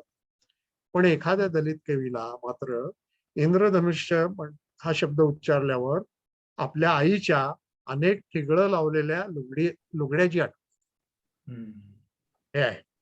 किंवा प्रतिमा ज्या असतात ना, की साधं पहा तुम्ही, कांदा मुळा भाजी अवघी विठाबाई माझी, संत सावता हे म्हणतात. का? तर ते व्यवसायाने माळे होते, त्यातनं ती त्यांची प्रतिभा ही न जात. किंवा बहिणाबाई चौधरींसारखी कवयित्री, अरे संसार संसार जसा तवा चुल्यावर, किंवा मन वढाय वढाय जसं पिकातलं डोय हे म्हणते. किंवा बासी मर्ढेकरांसारखा अत्याधुनिक जगात, शहरी जीवनात, बकाल अशा जीवनात, गुंतागुंतीच्या व्यामिश्र जीवनात राहणारा कवी मात्र पंक्चरली जरी रात्र दिव्यांनी तरी पंपतो कुणी काळोख, किंवा भोंगा कुत्री नमोस्तुते अशी त्याची प्रतिमासृष्टी आहे. नारायण सुर्व्यांसारखा जो कामगार कवी आहे, दलित कवी आहे, मार्क्सवादी कवी आहे, तो भाकरीचा चंद्र शोधण्यातच जिंदगी बर्बाद झाली असो. किंवा कधी विचार असे येतात जसे थकून यावेत तिसऱ्या पाळीचे कामगार घरात, या पद्धतीची मांडणी करतो. नाधो महानोर यांच्यासारखा निसर्ग कवी फाटकी ही झोपडी काळीज माझे किंवा पक्ष्यांचे लक्ष थवे गगनाला पंख नव्हे असं म्हणतो. हे जे आहे ना, इथे तुम्हाला प्रत्येक उदाहरणात असं दिसेल की त्या प्रतिमा सृष्टीचा संबंध त्यांच्या सामाजिकतेशी असो. याच्यात अधिक खोलात जात नाही मी, पण इथे मला हे सांगायला पाहिजे की मुळामध्ये साहित्य आणि सामाजिकता ही इतकी जोडली गेली आहे. एक विधान फक्त आपल्या समोर ठेवतो. हॅरी लेविन नावाच्या अभ्यासकांनी असं म्हटलंय की literature is not only the effect of social causes, it is also the cause of social effects. तर केवळ सामाजिक परिणामांचं, सामाजिक कारणांचा परिणाम नाही, तर सामाजिक परिणामांचं ते कारणही. आणि म्हणून मी जे म्हटलं की लिटरेचर सोशल प्रॉडक्ट आणि सोशल फोर्स, सामाजिक निर्मिती आहे, सामाजिक शक्ती आहे. आणि म्हणून तुम्हाला असं दिसेल की इतिहासाची जी घडण प्रक्रिया आहे, जे सामाजिक बदल होत गेले, त्या बदलांचं प्रतिबिंब साहित्यात उमटलं एका बाजूनी, आणि दुसऱ्या बाजूनी साहित्याने त्या बदलांना चालना सुद्धा दिली. म्हणून तर आपण केशवसुतांना क्रांतिकारक कवी म्हणतो. म्हणून तर आपण महात्मा फुले यांच्या इतर वाङ्मयाबरोबर त्यांची नाटकं, त्यांची कविता ही सुद्धा अभ्यासतो. हे जर पाहिलं तर आपल्याला इतिहास आणि साहित्य याचं या सामाजिकतेतून उलगडणारं नातं हे स्पष्ट होऊ शकतं. आणि मग ते एकदा स्पष्ट झाल्यानंतर आपण त्याच्या संबंधी अधिक चिंतन हे सुधारण करू शकतो.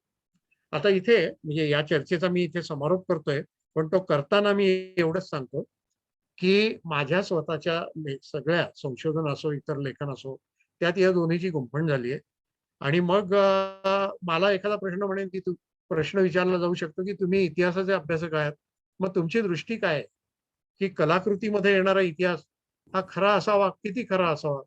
तर त्यात मी असं म्हणतो की मुळात ज्याला खरा इतिहास म्हणून दावा केला जातो त्याच्याबद्दलच प्रश्न विचारला जातो की हा इतिहास किती खरा आहे. हे मुळात आहे तात्विक. तर माझी त्याबद्दलची एक दृष्टी अशी आहे की कलाकृती जी आहे, ऐतिहासिक कलाकृती, वाङ्मय कृती, कादंबरी असेल, कविता असेल, नाटक असेल, त्याचा हेतू, त्याचा उद्देश इतिहासाचं कथन करणं आणि इतिहास शिकवणं हे नाही. मग काय आहे? तर इतिहासातून काही एक कथामूल्य ते स्वीकारतात, हे खरं आहे. पण यातनं स्वीकारलेला जो इतिहास आहे त्याला कलावंत आपल्या पद्धतीने वळण देतो आणि त्याच्यातून एक वेगळी सृष्टी निर्माण करतो. इतिहास जरी त्यांनी घेतला असला तरी त्याच्याकडे बघण्याची त्याची दृष्टी कलावंताची ही प्रतिकात्मक म्हणजे सिम्बॉलिक आणि मेटॅफोरिकल म्हणजे रूपकात्मक अशी असते. आणि त्यामुळे ललित वाङ्मयात येणारा इतिहास हा वेगळ्या प्रकारचा इतिहास असतो. शास्त्रीय इतिहासाकडनं जी अपेक्षा आपण करतो ती ललित वाङ्मयातल्या इतिहासाकडनं करून चालत नाही. त्याच्यात कलात्मक मूल्य हीच अधिक महत्वाची ठरतात, असं त्याबद्दलचं माझं मुख्य मत आहे. असो, ही पहिली प्राथमिक मांडणी मी केली. आता आपण या विषयावर अधिक बोलूया. धन्यवाद दीक्षित सर, फार छान व्याख्यान. आणि सगळेजण आमची मंडळी म्यूट असल्यामुळे तुम्हाला त्यांचे हुंकार किंवा वा किंवा बरोबर आहे वगैरे असं ऐकू येत नाहीये, पण सगळेजण म्यूटेड असल्यामुळे. पण मी जरा चॅट ओपन करतो इथे. तुमच्या ते पुस्तक बुक गंगावर आहे वगैरे वगैरे असं सगळं आहे. तर डॉक्टर विजय जोशी सरांना 2 प्रश्न होते. विजय जोशी सर, नमस्कार. अप्रतिम. नमस्कार. नमस्कार. नमस्कार. आपल्या वडिलांशी थोडीशी आमची ओळख होती, माझ्या बायकोची, विशेषतः जयश्रीची. तर माझा अंदाज चुकत नसेल, जोशी सर, 1च मिनिट मध्ये बोलतो, अंदाज चुकत नसेल तर आपणही भेटलोय एकदा. हो, आपण हो, आपल्या युनिव्हर्सिटीमध्ये भेटलेलो आहोत. अगदी असे नमस्कार. फार अप्रतिम भाषण झालं. खूप शिकायला मिळालं. माझा इतिहास वाचन हा माझा छंद आहे, अभ्यासाचा विषय नाही. पण त्यानिमित्त मी भारत, महाराष्ट्र, पाश्चात्य देशांचं वाचन बरंच केलेलं आहे आणि करतो आहे. तर माझ्या मनात 2 प्रश्न आहेत. मी तुमच्या आणि ललित साहित्यासंबंधी सुद्धा तुमचे विचार खूप आवडले. हा. पण माझे प्रश्न इतिहासासंबंधी आहेत. एक प्रश्न असा, हं. की इतिहास वाचन किंवा इतिहासाचं आपलं ज्ञान हे हं. समाजामध्ये एक प्रकारचा स्वाभिमान रुजवतो. हं. त्याबरोबर द्वेष पण रुजवतो.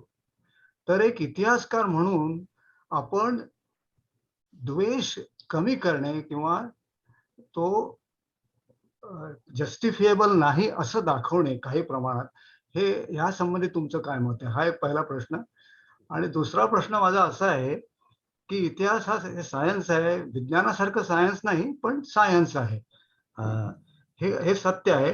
तर त्यानुसार असं समजलं जातं किंवा पाश्चात्य इतिहासकार असं प्रत्यक्ष लिहित नाहीत, पण सुचवल्यासारखं मला वाटतं माझं वाचन झाल्यानंतर, की जो इतिहास युरोप किंवा पाश्चात्य देशात घडला, तसाच इतिहास आता आधुनिक आशियामध्ये घडणार आहे.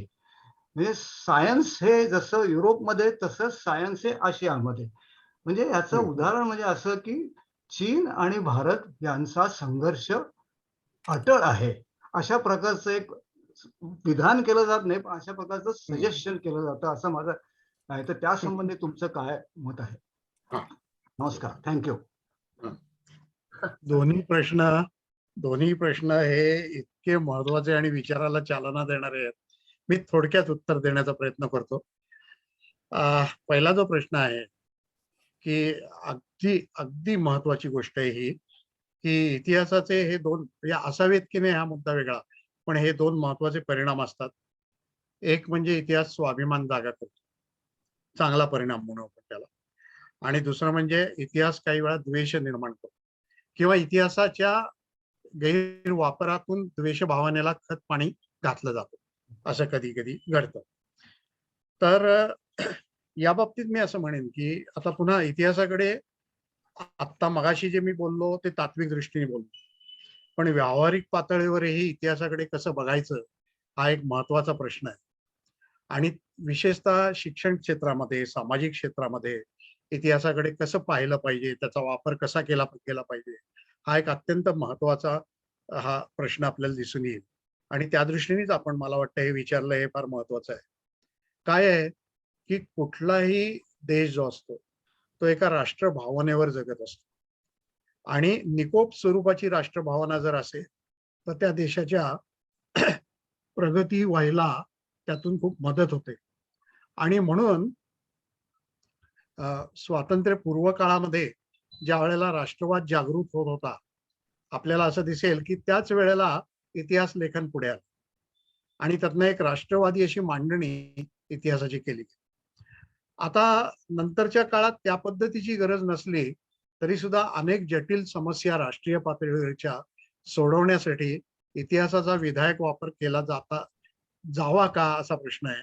आणि मी असं मानतो की तो केला जावा. किंबहुना मी असंही स्वतः इतिहासाचा शिक्षक म्हणून करत आलेलो आहे, की इतिहासाची एक विधायक मांडणी तुम्हाला करता येते. इतिहासात चांगलंही आहे, वाईटही आहे. वाईट आहे त्याचं विश्लेषण करून ते कसं चुकीचं आहे हे आपण सांगू शकतो. आणि चांगलं आहे ते तसं का घडलं याची एक तार्किक संगतीही आपण लोकांसमोर ठेवू शकतो.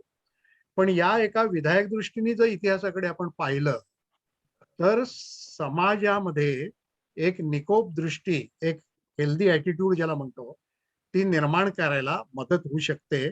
आणि म्हणून इतिहासाच्या अभ्यासकांनी किंवा विशेषतः शिक्षकांनी याचं भान ठेवून इतिहासाची विधायक मांडणी करणं गरजेचं आहे. आता याच्याबद्दल सांगतो तुम्हाला एक गंमत, की माझा शालेय शिक्षणाशी 25 वर्ष संबंध आला. काही वेळा माझी चेष्टा करायचे विद्यापीठातले आमचे काही लोक, की "अरे काय तिसरीचं पुस्तक काय लिहितो? प्राथमिक शिक्षणासाठी काय काम का करतो?" मी त्यांना म्हणायचो, "मी शैक्षणिक चातुर्वर्ण्य मानत नाही. तिथेही काम केलं." आणि मग आम्हाला तिथे प्राथमिक स्तरावर पाठ्यपुस्तक निर्माण करताना असा काही वेळा लोक प्रश्न विचारायचे की अहो ही इतकी इतकी मंदिरं पाडली, इतक्या जणांची धर्मांतरं केली, ह्या फॅक्ट्स आहेत, या फॅक्ट्स तुम्ही का सांगत नाही? मी म्हणायचो की असं आहे, काही ज्या गोष्टी आहेत ज्याला आपण सेन्सिटिव्ह इश्यूज म्हणतात, वयोगट लक्षात घ्यायला लागतो आणि त्या वयोगटाप्रमाणे सांगाव्या लागतात. म्हणजे इयत्ता तिसरीच्या मुलाला काही गोष्टी सांगून चालत नाही. म्हणून मी नेहमी असं म्हणायचो की आपण जे इतिहासातून सांगतो ते सांगणं खरं असावं. म्हणजे आपण खरं सांगावं हे बरोबर आहे, पण प्रत्येक खरं आपण सांगावंच का, हा विवेकाचा प्रश्न. आणि म्हणून तिसरीच्या पातळीवर हे सांगायला नको, 8वीच्या पातळीवर हे सांगू, पण 8वीच्या पातळीवर हे सांगायला नको, ते कॉलेजच्या पातळीवर सांगू. हा एक इतिहास विषयक विवेक बाळगण्याची गरज असते. आणि तो जर योग्य रीतीने बाळगला तर इतिहास हा एक चांगला फोर्स आहे, ही एक चांगली शक्ती आहे. याच्या उलट आज भारतातल्या अनेक समस्या हे इतिहासाच्या द्वेषमूलक मांडणीतून निर्माण झालेल्या आहेत. ती मांडणी कधी कधी धार्मिक संदर्भात होते, कधी कधी ती जातीच्या संदर्भात होते आणि कधी कधी ती प्रदेशाच्या संदर्भात होते. आणि यातनं विद्वेष निर्माण केला जातो. माझ्या मते हा इतिहासाचा गैरवापर आहे आणि अत्यंत धोकादायक असा वापर आहे. त्यामुळे आपण बरोबर त्या प्रश्नावर बोट ठेवलंय आणि त्या बाबतीत मी आपल्याशी सहमत आहे. आणि एक अभ्यासक म्हणून आणि शिक्षक म्हणून मी असं सांगू इच्छितो की मी माझ्या अनुभवातून हे सांगतोय की हे असा वापर होऊ नये, म्हणून इतिहासाच्या शिक्षकांनी जास्त दक्ष असलं पाहिजे. आणि तसे ते दक्ष राहिले तर चांगली मानसिकता आणि चांगली ऐतिहासिक साक्षरता निर्माण होऊ शकते. धन्यवाद. तर हा एक भाग झाला.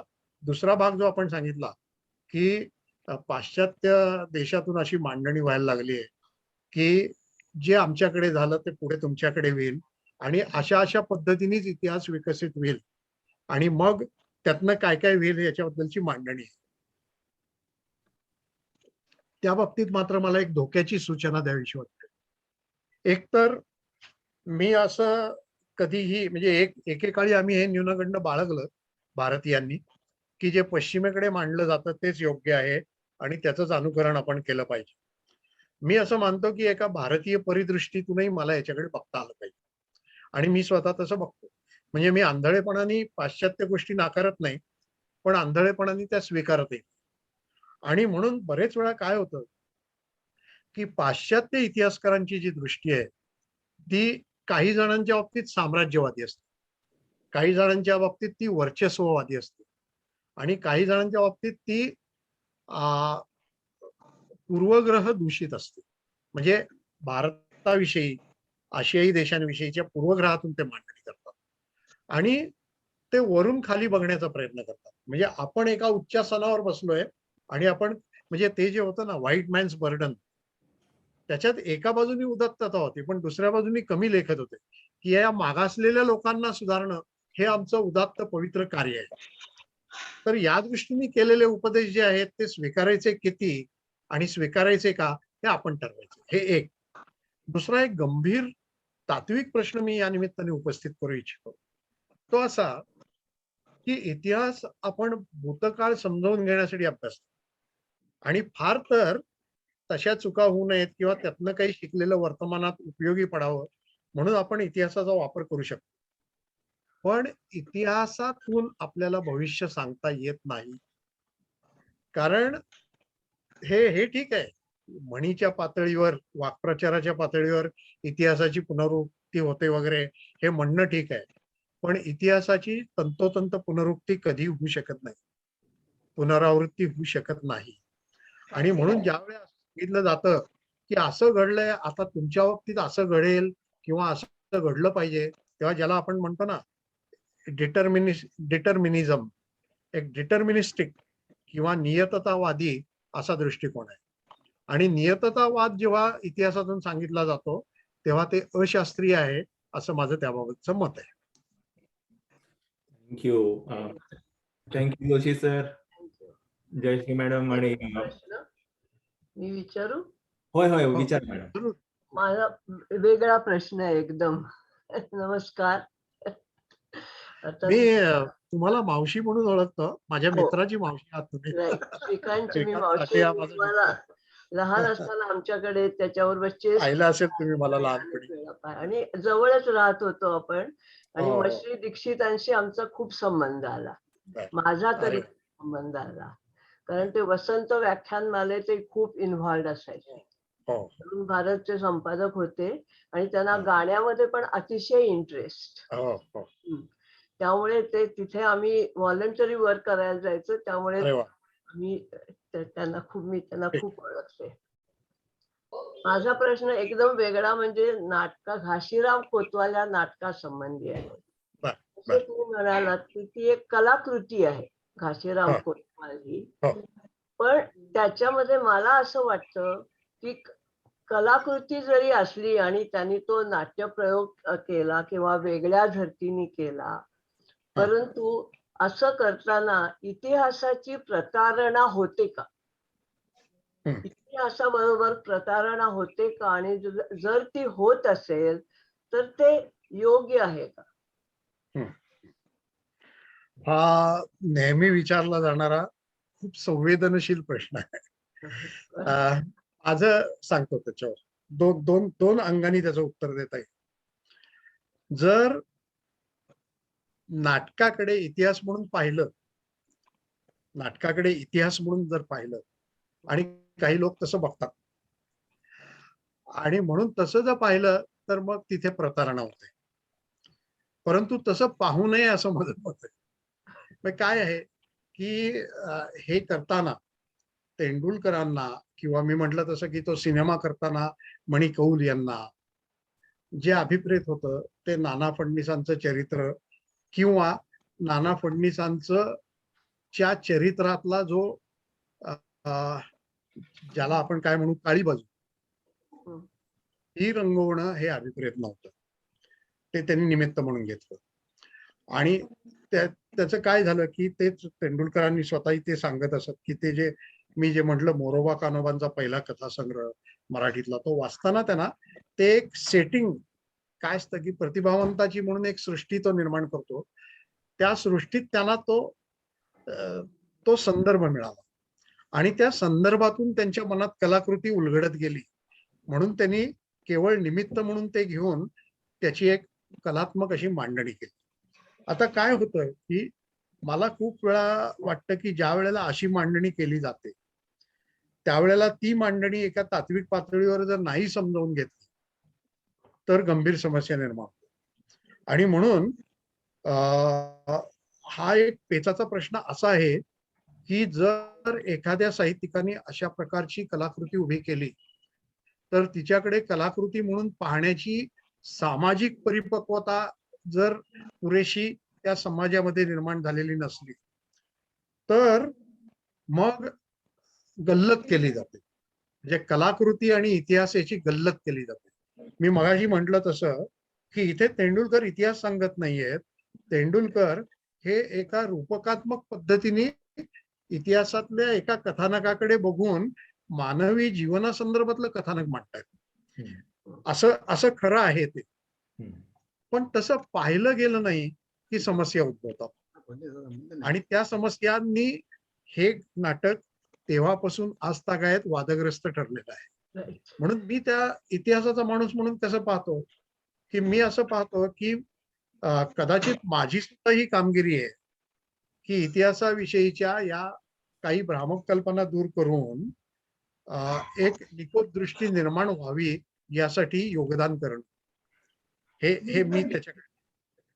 पण ही जबाबदारी पूर्णपणे पार पाडली जातेच असं नाही. काय होतं माहितीये का, बरेच वेळा इतिहासकार किंवा इतिहासाचे प्राध्यापक हे आयव्हरी टॉवर मध्ये बसतात आणि सर्वसामान्य माणसासाठीच इतिहास लेखन ते करत नाही आणि त्यामुळे मग त्यांची सैद्धांतिक चौकट तिथेच राहते आणि सर्वसामान्य माणसापर्यंत जे पोचवायला पाहिजे ते न पोचता एक भावुक पद्धतीचा सवंग इतिहास त्यांच्यापर्यंत पोचतो आणि त्यातनं एक वेगळी मानसिकता निर्माण होते.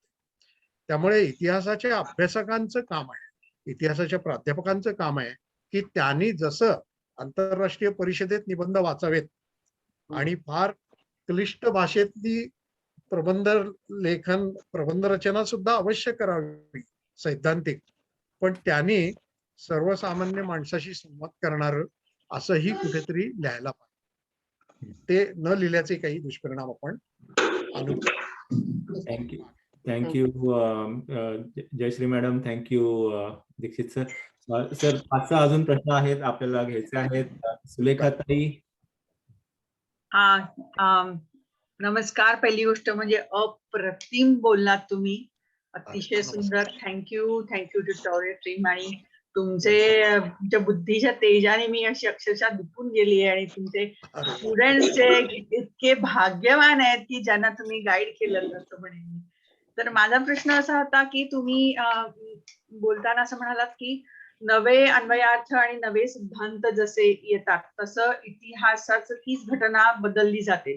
तर त्याचं काही तुम्ही एखादं उदाहरण देऊ शकाल का, की काय तुम्ही म्हणताय की कसा तो सिद्धांत बदलला आणि कसं त्या सांगतो कसा बदल होतो सांगतो बघण्याच्या दृष्टीने. एक साधं उदाहरण द्यायचं झालं तर स्त्रीवादी इतिहासाचं होतं की काय आहे की एकेकाळी इतिहासामध्ये स्त्रियांना स्थान फारसं नव्हतं. याचा अर्थ असा आहे का की स्त्रियांचं कर्तृत्वच नव्हतं? तर तसं नाहीये. कर्तृत्व होतं, पण त्यांना अनुल्लेखाने मारलं जात होतं. हे एक. दुसरा भाग असा की आपण असं समजूया की फार मोठ्या काळात पुरुषांइतकं कर्तृत्व स्त्रियांनी गाजवलं नाही, हे गृहीत धरू आपण. मी असं म्हणेन की समजा तेवढं कर्तृत्व स्त्रियांचं नसलं तर हा स्त्रियांचा अंगभूत दोष आहे का, हा सुद्धा स्त्रियांवर झालेल्या अन्यायाचा परिणाम, असा प्रश्न आहे. आणि म्हणून मग काय होतं की या दृष्टीने मग इतिहासाकडे आपल्याला बघावं लागतं, भूतकाळाकडे. म्हणजे याला आम्ही काय म्हणतो आमच्या अभ्यासाच्या भाषेत, इनव्हिजिबलायझेशन ऑफ विमेन, स्त्रियांचं इतिहासातलं अदृश्यीकरण. मग ते कसं होतं याचं एकच उदाहरण सांगतो. आपल्याला झाशीच्या राणीचं उदाहरण मिळतं. खूप मोठा पराक्रम त्यांनी गाजवला, राणी लक्ष्मीबाई यांनी. तो आपल्याला लहानपणापासून माहिती असतो. पण त्याच वेळेला त्याच्या 2-3 वर्ष आधीची एक घटना मी सांगतो. एक मुक्ता नावाची मुलगी, मातंग समाजातली, मातंग किंवा मांग या समाजातली किंवा या जातीतली मुलगी, मुक्ता साळवे तिचं नाव, ही महात्मा फुले यांच्या शाळेत शिकत होती. आणि म्हणजे झाशीच्या राणीचा पराक्रम हा 1857चा. या मुक्ता साळवे या महात्मा फुलेंच्या शाळेत शिकणाऱ्या मुलींनी 1855 साली एक निबंध लिहिला. बघा, शाळेतली मुलगी, मातंग समाजातली मुलगी, ती निबंध लिहिते आणि तो निबंध ज्ञानोदयामध्ये प्रकाशित झाला. तो निबंध काय होता तर त्या निबंधात तिने स्त्रियांच्या आणि तळाच्या समजल्या गेलेल्या जातीतल्या स्त्रियांच्या व्यथा वेदना मांडलेल्या होत्या. आता त्याचे तपशील मी सगळे सांगत नाही, आमच्यावर अन्याय कसा होता. म्हणजे बघा की 1857चा उठाव होण्याच्या आधीच्या काळात ही आमच्याकडे एक मुलगी शिकतीये आणि ती स्त्रियांवरच्या अन्यायाला तेव्हा वाचा फुटतीये, पण तिचं नाव सुद्धा आम्हाला माहिती नव्हतं. पुढे 1882 साली ताराबाई शिंदे यांनी स्त्री पुरुष तुलना नावाचा ग्रंथ लिहिला आणि अत्यंत रॅशनल किंवा बुद्धिवादी वाटतील असे प्रश्न त्यांनी त्यात विचारले आणि अत्यंत कडक भाषेत स्त्रियांवर जो अन्याय होत होता त्याचा समाचार घेतला. या ताराबाई शिंदे यांच्या स्त्री पुरुष तुलना या पुस्तकाची आम्हाला कोणालाही अलीकडेपर्यंत माहिती नव्हती. कारण या दोघींनी ज्यांच्यापासून प्रेरणा घेतली ते महात्मा फुले हेच मुळी उपेक्षित मानकरी गणले गेले एकेकाळी.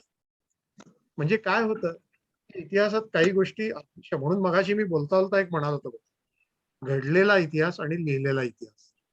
काही वेळेला घडलेला इतिहास असतो पण तो लिहिला जात नाही, म्हणजे त्याचंही एक राजकारण असतं. आणि म्हणून इतिहासकाराचं काम हे आहे की जो असा मुख्य प्रवाहाच्या पलीकडे, ज्याला आपण पेरिफरी म्हणतो, परिघ प्रदेश, ते इतिहासाच्या परिघा पलीकडे टाकले गेलेत, पण ज्यांना इतिहास आहे, त्यांचं कर्तृत्व आहे, पण तो सांगितला गेला नाही, त्यांना इतिहासाच्या मुख्य प्रवाहामध्ये आणणं, हे त्याचं एक उदाहरण म्हणून मी सांगितलं. Thank you. Thank you Dikshit sir, thank you Sulekha. पुढे जाऊ आपण. शेखर.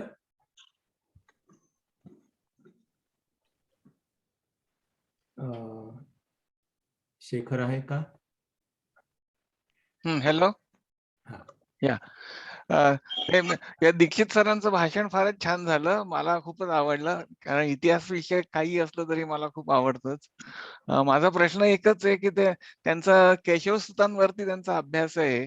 तर प्रश्न हा की बाकीच्या बऱ्याच कवी लोकांच्या कवितांची गाणी झाली, म्हणजे लता मंगेशकर काय, सुधीर फडके काय, मोठ्या मोठ्या गायकांनी गायली.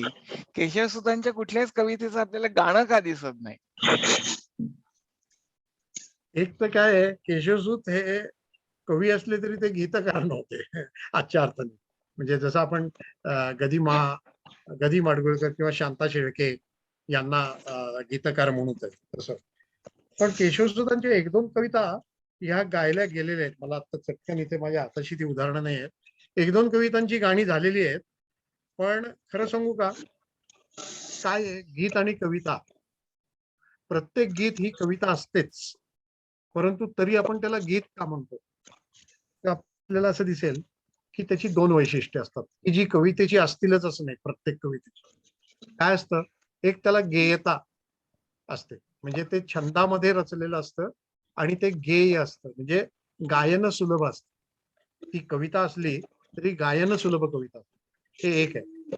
दुसरं म्हणजे मुख्यतः ती भावनात्मक असते. मुख्यतः म्हणजे तुम्हाला जर तुम्ही 100 गीतं घेतलीत तर त्यातली 95 गीतं तरी अशी आहेत की जी भावनेला हात घालणारी गीतं असतात. मग ती प्रेम भावना असेल, काही असेल. हा, केशवसुतांची कविता ही भावनेपेक्षा विचार मांडणारी कविता होती, हे तुम्हाला दिसेल. आणि ती एका समाज सुधारणावादी दृष्टी घेऊन पुढे जाणारी कविता.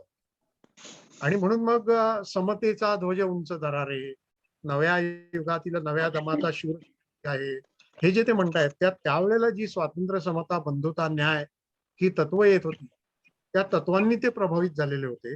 त्या तत्वज्ञानाचे संकलित संस्कार ते आगरकरांचे. मला आश्चर्य वाटेल, केशवसूत हे न्यू इंग्लिश स्कूलचे विद्यार्थी आणि टिळक आणि आगरकर हे त्यांचे प्रत्यक्ष शिक्षक होते. त्यातल्या आगरकरांचा सुधारणावाद त्यांनी घेतला, म्हणून त्यांना आगरकरांचे चेले असं म्हणतात. आणि आगरकरांचा जो सुधारणावाद आहे तो बरोबर केशवसुतांच्या कवितेत उतरलेला आहे, हे तुम्हाला दिसून येईल. आणि म्हणून त्यावेळचा समाज सुधारणावाद जो आहे त्याचा प्रभाव केशवसुतांवर आहे आणि केशवसुतांच्या कवितेचा प्रभाव काही समाज सुधारकांवर आहे, हे दिसेल. म्हणजे त्यांच्या कवितेची प्रकृती ही गीतापेक्षा भिन्न होती, त्यामुळे त्यांच्या कवितेची गीतं झालेली आहे. परंतु तरी सुद्धा आधुनिक मराठी कवितेचे जनक म्हणून मात्र ते ओळखले गेले. Thank you Chandrashekhar. Thank you Dikshit sir. छान छान प्रश्न. पुढे जाऊ. सागर चांबडे. थँक्यू माधव. नमस्कार सर, तुमचं व्याख्यान खूपच आवडलं. अभ्यासपूर्ण विवेचन होतं आणि सुलेखाशी मी सहमत आहे. म्हणजे तुमचे विद्यार्थी खरंच भाग्यवान आहेत, ह्याच्यात नक्कीच वाद नाही. माझा प्रश्न असा होता, तुम्ही थोडासा ओझरचा उल्लेख केला आहे त्याबाबत, की असं नेहमी म्हणतात की इतिहास हा नेहमी जेत्यांनी लिहिलेला असतो आणि जेते जेव्हा इतिहास लिहितात तेव्हा तो खरा असेलच असं नाही, कारण ज्या घटना घडल्या त्या सोयीस्कररित्या त्यांना जसं वाटेल तसे लिहून ठेवल्या असू शकतो. तर एक इतिहास संशोधक म्हणून यावर तुमचं काय मत आहे आणि ती प्रक्रिया कशी असते ह्याबद्दल थोडंसं तुम्ही भाष्य केलं तर नक्की ऐकायला आवडेल. अतिशय चांगला प्रश्न विचारला, कारण फार मूलभूत असा प्रश्न आहे तो इतिहासाबद्दलचा. तुम्ही म्हणता हे खरं आहे की बरेच वेळा इतिहास हा जेत्यां आणि जिथे जेते नसतील, म्हणजे एकाच देशात, तो स्वतंत्रच देश आहे, तिथे राज्यकर्त्यांनी लिहिलेला असतो बरेच वेळा. म्हणजे राज्यकर्त्यांनी म्हणजे काय, पंतप्रधान आहेत तर ते नाही इतिहास लिहित. अर्थात आपल्या एका पंतप्रधानांनी इतिहास लिहिला होता, जवाहरलाल नेहरू, आणि फार चांगला इतिहास लिहिला होता, ते सोडून द्या. मुद्दा कसा आहे, सत्ताधारी वर्ग, त्या देशातला सत्ताधारी वर्ग, मग तो परकीय असो वा स्वकीय असो, याच्या दृष्टिकोनातून इतिहास लिहिला जातो. आता याचं मूलभूत कारण काय आहे ते सांग. लिहिला जातो हे खरं आहे. म्हणजे आपल्याकडे जो आज पहिल्यांदा इतिहास आला ना, आधुनिक शास्त्र म्हणून, तो मुळी ब्रिटिशांनी आणला. त्याच्या आधी आपण बखर वाङ्मयाच्या स्वरूपाचा इतिहास होता. पुराणांनाही आपण एक वेगळ्या प्रकारे ऐतिहासिक महत्व होतं. पण एक आधुनिक पद्धतीचा इतिहास ब्रिटिशांनी आणला. मग त्यांनी जो आणला त्या बाबतीत त्यांचे उपकार आहेत, पण जो इतिहास त्यांनी लिहिला तो मात्र तुम्ही म्हणता तसा होता. ते राज्यकर्ते होते आणि परकीय राज्यकर्ते होते. त्यामुळे त्यांनी इतिहास हे साधन म्हणून वापरलं आणि ते वर्चस्वाचं साधन म्हणून वापरलं. म्हणून तुम्हाला असं दिसेल, आता इथे मी ग्रामची नावाच्या, म्हणजे मी त्याच्यात खोलात जात नाही, पण ग्रामची नावाचा एक मार्क्सवादी विचारवंत होऊन गेला, अंतोनियो ग्रामची, ज्यांनी कार्ल मार्क्सचं जे तत्वज्ञान आहे त्याला आणखी एक वेगळं वळण दिलं आणि सांस्कृतिक अंगाने काही मांडणी केली. तो ग्रामची काय म्हणतो की कुठल्याही समाजातला सत्ताधारी जो वर्ग असतो, तो सत्ताधारी वर्ग आपली मूल्य, आपले विचार, आपली तत्व, आपल्या सौंदर्य कल्पना यांचं एक जाळं जनमानसावर पसरवतो. का पसरवतो? तर कसं आहे की सत्ता टिकवण्याचे दोन मार्ग आहेत. एक कोअर्शन किंवा सक्ती, म्हणजे दंडशक्ती, सैन्य, पोलीस वगैरे याच्यावर आपली सत्ता टिकून राहते. आणि दुसरं काय, त्यांनी कन्सेंट किंवा संमती असं म्हणतात की अहो तुम्ही असं आहे, धाक दपटशा दाखवून किती दिवस सत्ता टिकेल तुमची. कुठेतरी एक लोकमान्यता तुमच्या सत्तेला मिळावी लागते आणि सत्ताधारी ती मान्यता मिळवण्याचा प्रयत्न करतात. पण त्यासाठीची जी आयुधं असतात ती तलवारी आणि बंदुका ही आयुधं नसतात. ती आयुधं म्हणजे साहित्य, इतिहास, तत्वज्ञान, होय होय. कला ही असतात. आणि म्हणून मग काय होतं की सत्ताधारी वर्ग आपल्या दृष्टीने इतिहास मांडतो, जेणेकरून लोकांवर असा प्रभाव पडावा की त्यांना वाटावा अरे खरा इतिहास हाच आहे. म्हणून ब्रिटिशांनी जो इतिहास, आपले सगळे पहिले इतिहास हे ब्रिटिश प्रशासकांनी लिहिले. म्हणजे बघा तुम्ही, ते इतिहासकार नव्हते, ते प्रशासक होते. जेम्स मिल हा प्रशासनाशी संबंधित होता. ग्रँड डफ ज्यांनी मराठ्यांचा इतिहास लिहिला, एल्फिन्स्टन, सगळे, कर्नल टॉड राजस्थानचा इतिहास लिहिणारा, हे सगळे प्रशासक होते, ऍडमिनिस्ट्रेटर, हिस्टोरियन्स होते. आणि ह्याचं कारणच असं आहे की ते परकीय इतिहासकार, ओरिएंटलिझम म्हणून एडवर्ड सईदचं पुस्तक आहे, ते जिज्ञासा आहे, त्याने जरूर वाचा. पाश्चात्यांनी आपलं प्रभुत्व निर्माण करण्यासाठी इतिहास हे एक सांस्कृतिक हत्यार म्हणून वापरलं. म्हणून आपल्या दृष्टिकोनातून त्यांनी इतिहास लिहिला आणि त्यांनी सांगितलं बघा तुमचा इतिहास असा आहे. ज्या वेळेत त्याची जाणीव व्हायला लागली, पहिल्यांदा आपण तो स्वीकारला, ज्या वेळेत त्याची जाणीव व्हायला लागली तेव्हा आम्ही जागे झालो आणि मग आम्ही त्याला चॅलेंज करायला सुरुवात केली. उदाहरणार्थ आपल्याकडे ग्रँडअपचा इतिहास आहे, त्याच्या विरुद्ध निज कीर्तने यांनी एक निबंध लिहिला 1867 मध्ये. 1874 मध्ये विष्णूशास्त्री चिपळूणकरांनी निबंधमालेत इतिहास नावाचा निबंध लिहिला आणि मग राजवाडे, सरदेसाई वगैरे इतिहासकार पुढे आले आणि मग साम्राज्यवादी इतिहासाचा प्रतिवाद करणारा राष्ट्रवादी इतिहास त्यांनी लिहिला. म्हणजे इतिहास हे सुद्धा, इतिहास लेखनाचं क्षेत्र ही सुद्धा एका अर्थाने रणभूमी आहे आणि त्या रणभूमीवर काही वेळेला लाजलेला इतिहास उलटवून लावण्यासाठी नवा इतिहास लिहावा लागतो. म्हणून एका इतिहासकाराचं फक्त विधान सांगतो तुम्हाला. त्यांनी असं म्हटलंय, थोडी अतिशयोक्ती असेल पण त्यांनी असं म्हटलंय, the only way of making history is to write history. Thank you sir, खूप छान उत्तर. थँक्यू. फार सुंदर. Thank you Sagar, thank you sir. विजयाताई,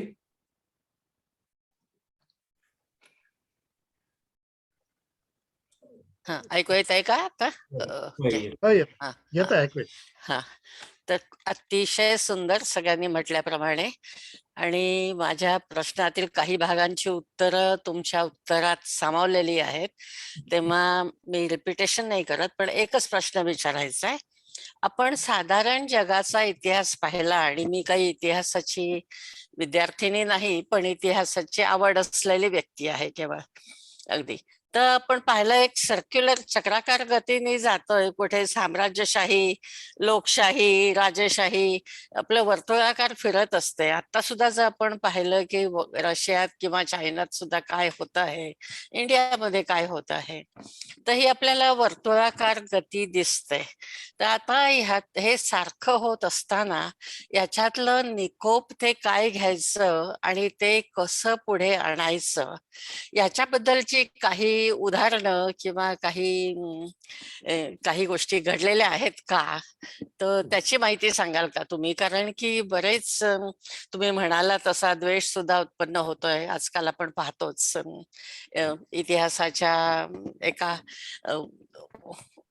विकृत मांडणीप्रमाणे माझ्या मते. हो. तर ही अशी निकोप प्रवृत्ती तयार करण्यासाठी ह्या चक्राकार गतीतलं काय काय घ्यायचं, कसं कुठे घ्यायचं, त्याच्याबद्दल काही सांगाल का? एक तर काय आहे की आपला प्रश्न जो आहे तो एका बाजूनी व्यावहारिक पातळीवरच्या समस्येला भिडणारा आहे, पण दुसऱ्या बाजूने तो अत्यंत तत्वज्ञानात्मक पण आहे. तत्वज्ञानात्मक काय हे आधी सांगतो. कसं आहे की इतिहास घडत असतो, घटना घडत असतात, तो इतिहासकार त्याचा त्याचा अर्थ लावत असतो, हे ठीक आहे. पण इतिहास नावाची एक एक महाकाय अशी गोष्ट आहे मुळात. म्हणजे आता आपण जागतिक इतिहासाचा उल्लेख केला, संबंध मानवी इतिहास हा जर आपण पाहिला ती एक प्रचंड गोष्ट आहे, हजारो वर्षांची कहाणी. आता इतिहासकार काय करतो, कधी स्थानिक इतिहास लिहितो, कधी प्रांताचा लिहितो, कधी देशाचा लिहितो, कधी कलेचा लिहितो, कधी साहित्याचा लिहितो, कधी राजकारणाचा लिहितो. म्हणजे ते क्षेत्र निवडून लिहावं लागतं. पण संबंध इतिहासाविषयी ज्या वेळेला चिंतन केलं जातं तेव्हा इतिहासाविषयीचे सिद्धांत निर्माण.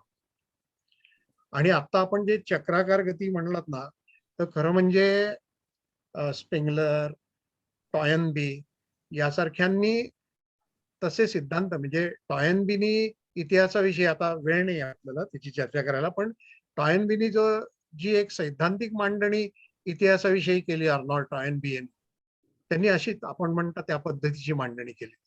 म्हणजे काय होतं की जो प्रतिभावंत असा तत्वज्ञ असतो तो प्रयत्न असा करतो की हा सगळा इतिहास एका नियमामध्ये बांधता येईल का, एका नियमबद्धतेतून इतिहास सिद्ध करता येईल का, म्हणून ते ती मांडणी करतात. परंतु कसं आहे की हा एक जसा एका बाजूने फार चांगला इंटेलेक्च्युअल एक्सरसाइज किंवा एक बौद्धिक असा प्रयत्न आहे, तसं दुसऱ्या बाजूने ही पण वस्तुस्थिती आहे की इतिहास हा कुठल्याही नियमात अडकणारा नाही. कारण नियमात जर तो अडकला ना तर त्याच्यावर आपल्याला नियंत्रण प्रस्थापित करता येईल, पण इतिहासावर नियंत्रण नाही प्रस्थापित करता येत. ही वस्तुस्थिती आहे. इतिहास आपल्या गतीने वाहत असतो, त्यामुळे त्याच्यावर तसं नियंत्रण प्रस्थापित करता येत नाही. परंतु जे काही या पद्धतीने काही वेळा नियमबद्धतेतून असं सांगितलं जातं की अरे हे असं आहे, आणि मग आपण म्हणलात तसे काही गैरप्रकार त्यातनं होतात, त्याच्या बाबतीत मात्र उपाय जो आहे तो असाच आहे की आणि तो खरं म्हणजे सर्व क्षेत्रांना लागू आहे की थिंक रॅशनली. म्हणजे काय की एका बुद्धिवादी पद्धतीने, एका विवेकवादी पद्धतीने आपल्याला त्याच्याकडे बघता आलं पाहिजे. आणि इतिहासाच्या बाबतीत नेमकं ते न घडल्यामुळे समस्या उद्भवतात. इतिहासाकडे बरेच वेळा फार भावनात्मक दृष्टीने पाहिलं जातं, आणि एकदा भावनात्मक म्हणजे समजा अशी कल्पना करा की एक धर्म, मी कुठल्याही धर्माचं नाव घेत नाही, एक धर्म आहे, त्या धर्माच्या एकंदर विचाराला अनुकूल किंवा त्यावेळच्या हितसंबंधांना अनुकूल अशा इतिहासातल्या गोष्टी घेतल्या आणि त्या मांडून सांगितलं की नाही असंच केलं पाहिजे, तर मग विकृत इतिहासाकडे आपण जातो. काही वेळेला जे हुकुमशाह असतात, हिटलर, मुसोलिनी यांचं तुम्ही बघा, त्यांनी विशेषतः हिटलरने इतिहासाचा फार चुकीच्या पद्धतीचा वापर त्यांनी केला, आणि त्यामुळे एक समाज हा किती वाईट आहे आणि एक समाज हा जगातला कसा सर्वश्रेष्ठ आहे आणि आपण त्याचे असल्यामुळे आपण जगावर राज्य करू, हे इतिहासाचं सहाय्य घेऊन त्यांनी मांडणी केली, हे आपल्याला दिसेल.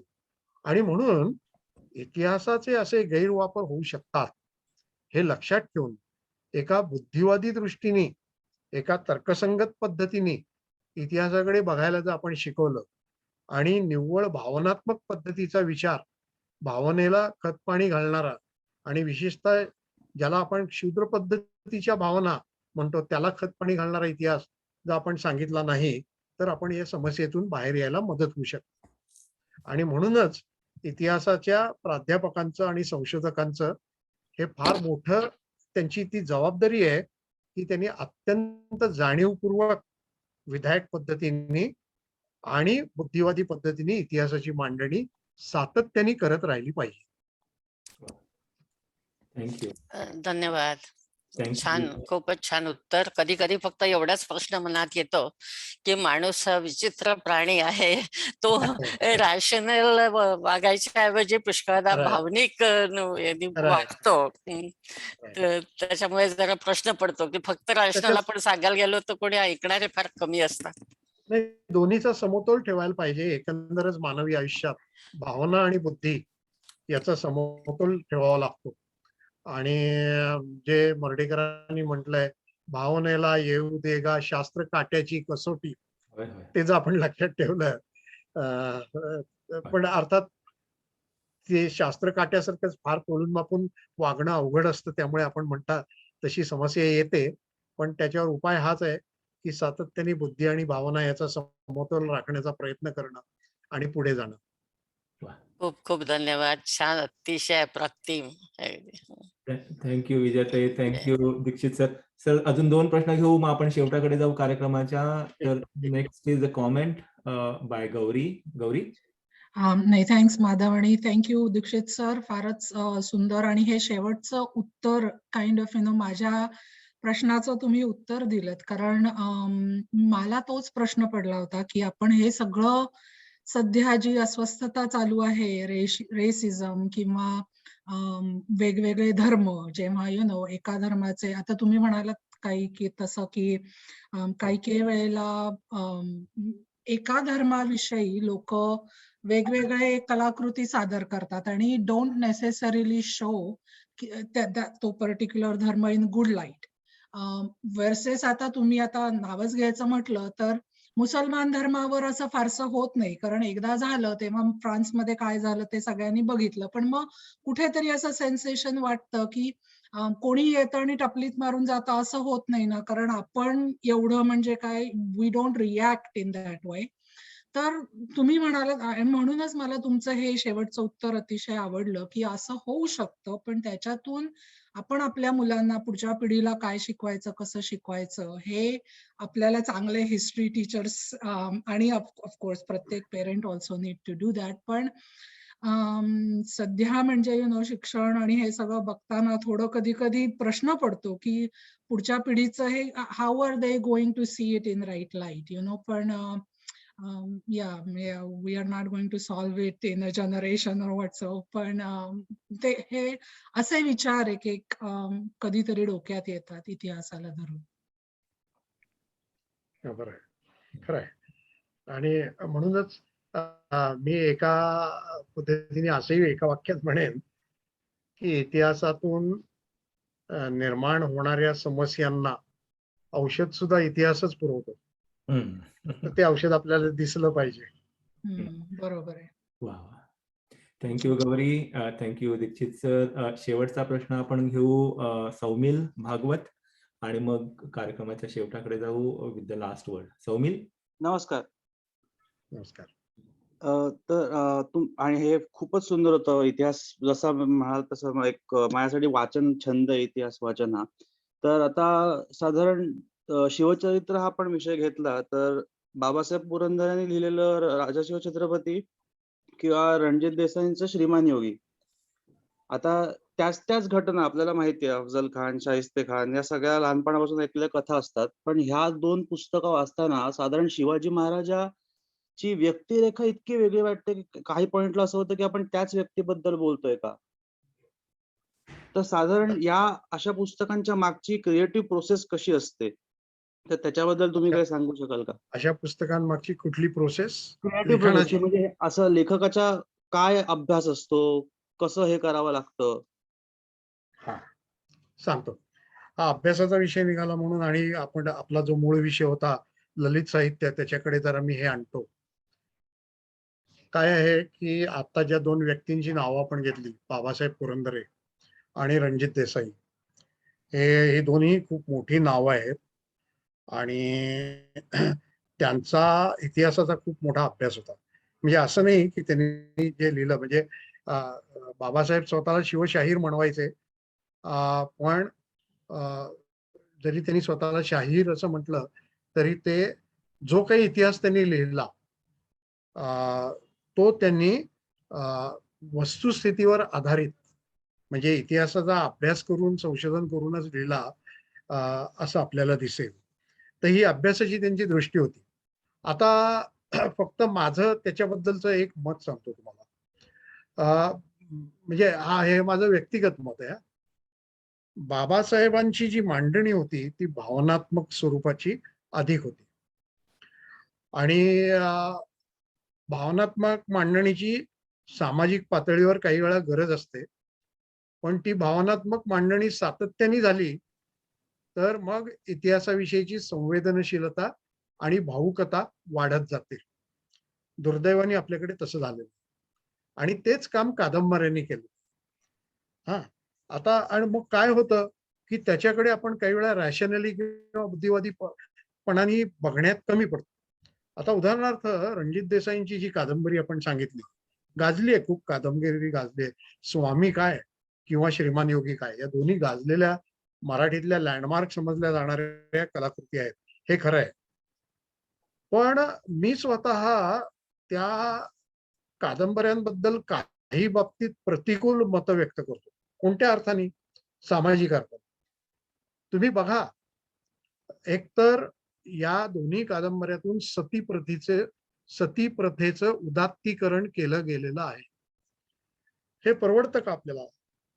हे उदात्तीकरण आज आपण करायचं का? हा मला पडणारा प्रश्न आहे. म्हणजे त्यांची जी ही कादंबरी आहे स्वामी, ती तर उघड उघड सतीचं उदात्तीकरण करणारी आहे. पण श्रीमान योगीची जर तुम्ही अर्पण पत्रिका पाहिली तर त्यात पुतळाबाई सती गेल्या हे सतीचं उदाहरण घेऊन त्यांनी उदात्तीकरण केलेलं आहे. तर होतं काय की याच्यामुळे चुकीच्या गोष्टींना भावनात्मक महत्व समाजामध्ये दिलं जातं आणि ते लक्षातही येत नाही इतक्या त्या कादंबरीचा प्रभाव पडलेला असतो. हा एक भाग. दुसरा भाग काय आहे की कादंबरीकार जेव्हा खूप अभ्यास करणं हे चांगलं आहे, कारण अभ्यासाशिवाय ती ऐतिहासिकता जी काही काल्पनिक काही असेल ती सुद्धा नीट मांडता येत नाही. परंतु अलीकडे एक प्रथा काय निर्माण झालेली आहे की बरेचसे कादंबरीकार ही आम्ही जसे आमच्या प्रबंधाला बिब्लिओग्राफी जोडतो, संदर्भ ग्रंथांची यादी, तशी ती लांबलचक संदर्भ ग्रंथांची यादी जोडतात आणि त्यामुळे त्यांचा असा एक दावा असतो की आम्ही बघा केवढा अभ्यास केला. अभ्यास तुम्ही केला असेल, मुद्दा तो नाहीये. लोकांचा याच्यातून बघण्याचा दृष्टिकोन असा बदलतो की अरे एवढी पुस्तकं यांनी वापरली आहेत, तेव्हा हे जे लिहितात हे सगळं खरं आहे. आणि म्हणून मग लोक कादंबरीतून इतिहास समजून घ्यायला लागतात आणि त्यातून चुकीचे पायंडे पडतात. आणि काही वेळेला या अभ्यासातून चुकीची विधानं म्हणजे नासम इनामदार हे जे कादंबरीकार, त्यांनी ते गाजलेले कादंबरीकार आहेत त्याबद्दल मी आदर व्यक्त करतो, पण त्यांचा इतिहासाचा अभ्यासही मोठा होता, पण त्यांची इतिहासाची समज काही बाबतीत ही इतिहासकारांच्या सारखी नव्हती. ती अत्यंत कमी दर्जाची मला वाटते. म्हणजे एकच उदाहरण देतो, त्यांचा जो ते खलनायकांना नायक करत असत बरेच वेळा, त्यामुळे मंत्रा वेगळामध्ये दुसऱ्या बाजीरावाची बाजू घेऊन त्यांनी ते लिहिलंय, पळपुट्या बाजीराव ज्याला म्हणतो त्याची. त्या दुसऱ्या बाजीरावावर लोकहितवादींनी टीका केली म्हणून नासम इनामदारांचा लोकहितवादींवर राग. आणि तो किती, तर त्यांनी असं अनैतिहासिक विधान केलं आणि इतिहासाच्या अभ्यासातून आपण ते विधान करतोय अशा थाटात केलं की लोकहितवादी झाले नसते तर भारताला 100 वर्ष आधी स्वातंत्र्य मिळालं असतं. अशी विधानं जेव्हा अभ्यासाचा दावा करत कादंबरीकार करतात तेव्हा त्याचे दुष्परिणाम समाजाला भोगावे लागतात. म्हणून माझं म्हणणं आहे की कादंबरी ही तुम्ही मनोरंजनासाठी जरूर वाचा, पण इतिहास समजावून घेण्यासाठी कृपा करून सर्व वाचकांना विनंती की इतिहास समजावून घेण्यासाठी कादंबरी वाचू नका. इतिहासाच्या आवडीसाठी तुम्ही कादंबरी जरूर वाचा, पण त्यातनं इतिहासावर जी संशोधनात्मक कामं आहेत ती बघितल्याशिवाय इतिहासाबद्दलची आपली मतं बनवू नका. थँक्यू. खरंच खूप सुंदर उत्तर होतं आणि माझ्या शंकेचं निरसन झालं त्याच्यात. Thank you. Thank you Saumil, thank you Dikshit sir. Sir शेवटचा प्रश्न घेऊ सुबोध जोशी यांचा आणि मग कार्यक्रमाच्या शेवटाकडे जाऊ आपण. सुबोध. नमस्कार डॉक्टर, सुंदर विवेचन झालं तुमचं. माझा प्रश्न विचारण्यात आधी तुमची शेवटची कॉमेंट जी होती की इतिहासाच्या अभ्यासासाठी कादंबऱ्यांकडे जाऊ नका, त्याच्या पुढे जाऊन मी म्हणेन चित्रपट तर अजिबात बघू नका इतिहासावर आधारलेले, काय वाटेल ते असतं त्याच्यात. अहो, शिवकालीन एका चित्रपटात मावळ्याच्या हातात घड्याळ दिसलं मला. आणि ते मगाशी सांगितलं मणी कौल यांनी जसं एक प्रतिकात्मक केलं तर तसं नव्हतं, ती नकळत घडलेली चूक होती. मालिकांचं तसंच आहे. इतिहासावर आधारित मालिका एकमेव चांगली मालिका मी पाहिलेली, ती खरंच चांगली होती, ती म्हणजे भारत एक खोज. भारत एक खोज ही इतिहासावरची चांगली मालिका होती असं मी म्हणेन. म्हणजे कलात्मक दृष्ट्या सुद्धा चांगली होती, पण बाकीचा सगळा आनंद असतो. होय होय. तुम्ही सुरुवातीला जेव्हा सांगत होतात इतिहासाबद्दल की इतिहास जो असतो तोच ग्राह्य धरावा का, हा तात्विक प्रश्न आहे वगैरे, तेव्हापासून माझ्या डोक्यात आलं, तुम्ही बखरीचा आत्ता अगदी निसुट्टा उल्लेख केला, तुम्ही बखरींबद्दल जास्त बोलला नाही. आणि अर्थात बखर वस्तुनिष्ठ असावी, सत्याला धरून असावी अशी जरी अपेक्षा असली तरी शेवटी तुमचा शब्द वापरायचा तर ती राजाची गोष्टच आहे मुळी निखालस. त्याच्यामुळे त्याच्याकडनं मे बी अशी अपेक्षा करणंच चुकीचं आहे. पण एकाच काळातल्या बखरींचा जर का अभ्यास केला अशा असल्या तर त्यातून काही तुलनात्मक अभ्यास करून खरा इतिहास काय होता, खरं काय घडलं, अशा तऱ्हेची काही माहिती मिळू शकते का, यावर काही भाष्य? फार चांगल्या मुद्द्याकडे तुम्ही वळवली चर्चा. बकरीबद्दल सांगतो की काय माहिती का, बकरी ज्या होत्या ना त्याच्याबद्दल इतिहासाचार्य राजवाडेंनी एक विधान केलं. काय केलं तर त्यांनी असं म्हटलं तर की कारण बकरी या दंतकथा त्यात चुकीची माहिती या दृष्टीने ते पाहत होते, ते बरोबर होतं त्यांचं त्या दृष्टीने. ते काय म्हणले की सर्व बकरींपेक्षा अस्सल कागदपत्राचं एखादं चिठोरं सुद्धा श्रेष्ठ आहे. आता हे राजवाड्यांचं विधान मोठं चमकदार विधान होतं आणि त्या काळात ते योग्य होतं.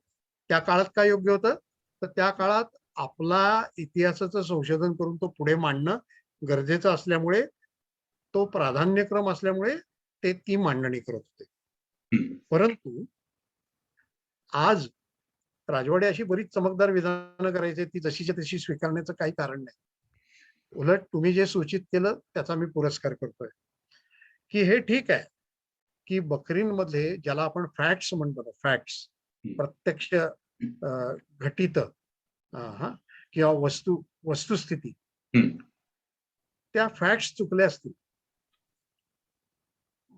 त्या दृष्टीने बकरीवरनं किंवा एकूणच साहित्याबाबतीत आपल्याला लक्षात ठेवायला लागतं की ज्याला आपण 1 to 1 कॉरेस्पॉन्डन्स म्हणतो, की एखादी कादंबरी सुद्धा माझ्या दृष्टीने इतिहासाचं साधन आहे. बकर तर आहेच, कादंबरी सुद्धा, पण कोणत्या अर्थाने साधन आहे, म्हणजे साहित्य हे इतिहासाचं साधन कोणत्या अर्थाने असतं तर साहित्यातल्या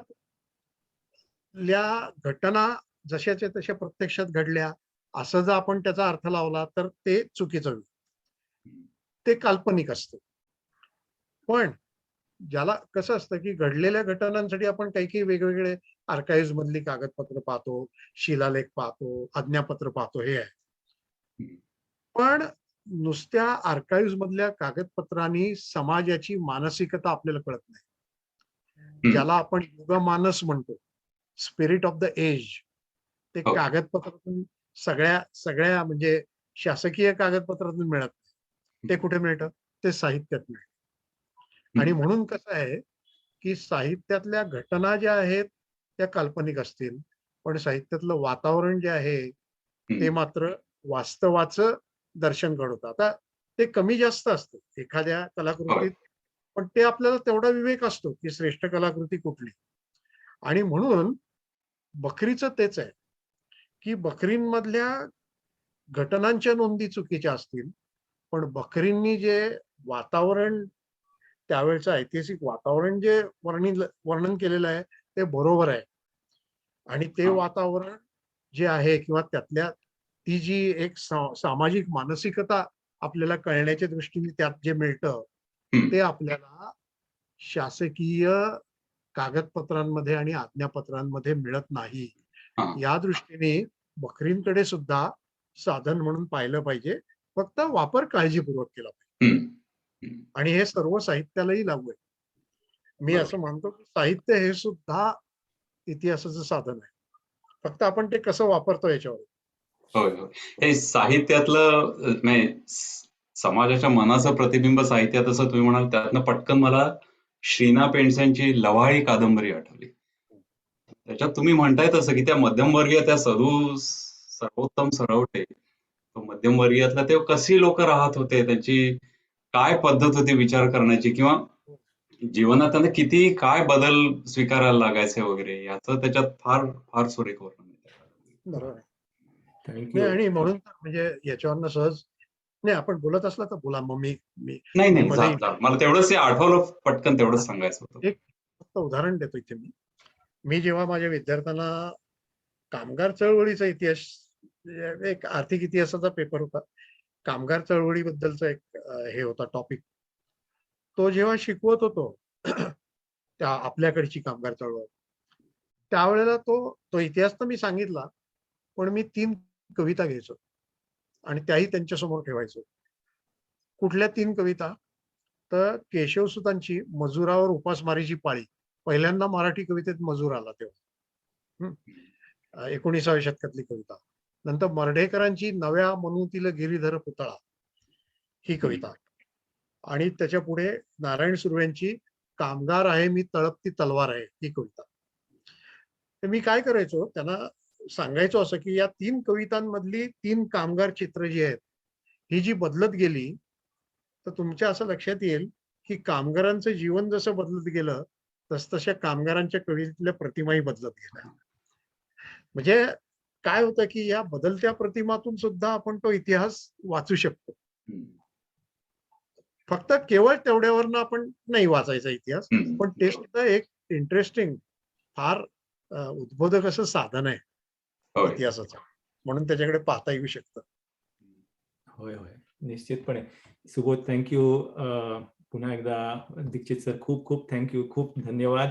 मला नक्की कल्पना आहे की अजून भरपूर सारे प्रश्न तुम्ही आता पाहिलं, तास 1.5 तास चालू आहे आपला प्रश्नोत्तरांचा कार्यक्रम, परंतु वेळेअभावी आपण कार्यक्रमाच्या शेवटाकडे जाऊ. मला असं वाटतं आनंद, मला 1 मिनिट द्या केव्हा तरी, थांबण्यापूर्वी 1 मिनिट मला फक्त लागेल. होय होय होय, देतो. वाक्य बोलायला. हो हो. तर फक्त माझं टेक अवे काय होतं सर, की तुम्ही अगदी म्हणालात की history at the core is interpretation surrounded by the pulp of disputable facts. हा, आणि हे करताना तर्कशुद्ध, बुद्धिप्रामाण्य आणि मुख्य म्हणजे विवेकाधिष्ठ असं जर असेल तर मला असं वाटलं की ती हिस्ट्री ही स्टोरी न होता माय स्टोरी होईल, आणि मग ते माय स्टोरी झाल्यानंतर त्यातली मिस्ट्री बऱ्यापैकी कमी होईल असं वाटलं. तर सर, अजून एक मुद्दा की येत्या ऑगस्टमध्ये आपल्या स्वातंत्र्याची 75 वर्ष झाल्याच्या निमित्ताने इथे आम्ही एक छोटेखानी कार्यक्रम करावा असं मनात आहे. त्याकरता तयारी वगैरे सुरुवात केलेली आहे. तुमचं मार्गदर्शन जर लाभलं तर खूप आनंद होईल आणि आमचा कार्यक्रम अधिक निकोप होईल. तर तुमची जर परवानगी असल्यास आम्ही कॉरेस्पॉन्डन्स आपल्या बरोबर. जरूर जरूर. मी मदत, मार्गदर्शन एवढा मोठा शब्द मी वापरत नाही, पण मदत नक्की करीन मी, मित्र या नात्याने. फार फार छान होईल. तर sir, please your last word. नाही, एक तर मला हे सांगितलं पाहिजे की आपल्याशी बोलून मला खूप आनंद मिळाला. म्हणजे माझ्या व्याख्यानाने आपल्याला मिळालेला दिसतोय आपल्या प्रतिक्रियांवरनं, पण मलाही तितकाच आनंद मिळाला, कारण चांगला श्रोता मिळणं ही सुद्धा बोलणारीची एक आस असते. वक्ता तो वक्ता नव्हे श्रोते विण, असं ज्ञानदेवांनी म्हणून ठेवलंय. ते अगदी खरं आहे. तर त्यामुळे तो आनंद मला खरोखर पुरेपूर मिळाला. हा एक भाग. आणि दुसरं असं की हे पोहोचवण्याचा मी प्रयत्न करत असतो नेहमी. कारण मी म्हटलं तसं की मी काहीतरी गुन्हा करतोय, इतिहास आणि साहित्य एकत्र आणतोय म्हणून, असं एकेकाळी वातावरण होतं. पण आता वातावरण खूप बदललं आणि तो बदल किती आहे हे मला तुमच्या प्रतिक्रियातून सुद्धा जाणवलं. बोलण्यासारखं खूप आहे, खूप बोलता येतं आणि नवीन-नवीन सिद्धांत मांडले जातायत. आपल्याकडे अमेरिकेतच एंड ऑफ हिस्ट्री हं. फ्रान्सिस फुकुयामानी एंड ऑफ हिस्ट्री म्हणजे इतिहासाचा अंत याचा एक सिद्धांत मांडलेला आहे. त्याच्यात ते मी खोलात जात नाही.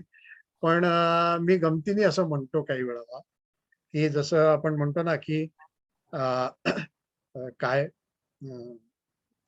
कावळ्याच्या शापाने गाय मरत नाही असं म्हणतो ना आपण. तसं मी कधी-कधी म्हणतो, की अमेरिकन बुद्धिमंतांच्या शापाने इतिहास मरत नाही. अर्थात अ, हे मी गमतीने म्हणलो तरी तो एंड ऑफ हिस्ट्री हा सिद्धांत मांडताना फ्रान्सिस फुकुयामानी एवढं मोठं ते पुस्तक आहे. फार गंभीरपणे केलेली ती मांडणी आहे. पण मी हे या निमित्ताने फक्त सांगू इच्छितो, की ती सगळी मांडणी स्वीकारार्ह नाही आणि या दृष्टीने इतिहासाचा अंत हा कधीही शक्य नाही. जोवर मानवजात आहे, तोवर इतिहास आहे आणि जोवर मानवजात आहे, तोवर मानवजातीला इतिहासात रस असणार आहे. कारण इतर अनेक विषय असे असतात शिक्षणातले, की त्या विषयात अ, त्या लोकांनाच गती असते आणि रस असतो. पण इतिहास हा मात्र असा विषय आहे, की ज्यांच्या तो अभ्यासाचा नाही किंवा शिकवण्याचा नाही, त्यांना सुद्धा प्रत्येक व्यक्तीला इतिहासामध्ये रस असतो. आणि त्यामुळे कोणाशीही इतिहासावर बोलणं ही एक आनंदाचीच बाब असते. तो आनंद आज मला या ठिकाणी लाभला. मुळात माझा मित्र नंदू राजहंस याचे मित्र आनंद लागू हे पुण्यात आलेले असताना त्यांच्या मित्रांच्या ग्रुपमध्ये एकदा त्यांनी घाशीरामच्या निमित्ताने बोलायला मला गप्पा मारायला बोलवलं होतं. तेव्हापासून सुरू झालेला प्रवास आहे. तो इथपर्यंत आला आणि आपण म्हणलात, की आपल्याला पुढचा कार्यक्रम करायचा आहे, त्या दृष्टीने काही मदत आपल्याला तीही मी करीन. तेव्हा हा प्रवास जो आहे हा मोठा आनंददायक आहे. हा असाच चालू राहो आणि आपला संवाद अशा रीतीने अ, वेगवेगळ्या पातळीवर, वेगवेगळ्या संदर्भात होत राहो. आपणा सर्वांना या निमित्ताने मी एक तुमचा भारतातला बंधू, मित्र म्हणून अमेरिकेत राहणाऱ्या आपल्यासारख्या सगळ्या मराठी माणसांना अतिशय मनापासून शुभेच्छा देतो. नववर्ष जवळ आलंय. कोविडच्या संकटातून आपण गेलेलो आहोत. आता हे नववर्ष आपल्या सगळ्यांना सुखाचं आणि समृद्धीचं जावो. असं भविष्यवेधी असं काहीतरी इतिहासावर बोलता बोलता समारोप करतो आणि आपली रजा घेतो. धन्यवाद. थँक्यू. धन्यवाद सर. तर मंडळी, तौर्य प्रतिष्ठानच्या व्हर्च्युअल फोरमवर सामील झाल्याबद्दल आपणा सर्वांचे आभार. दीक्षित सर, नंदू काका, आपल्या सहभागाबद्दल, मदतीबद्दल अनेक अनेक धन्यवाद. आज आमच्या सभासदांना खूप खूप काही छान ऐकायला पाहायला मिळालं. Thank you very much. या सत्राचा समारोप पुन्हा एकदा प्रार्थनेने करूया.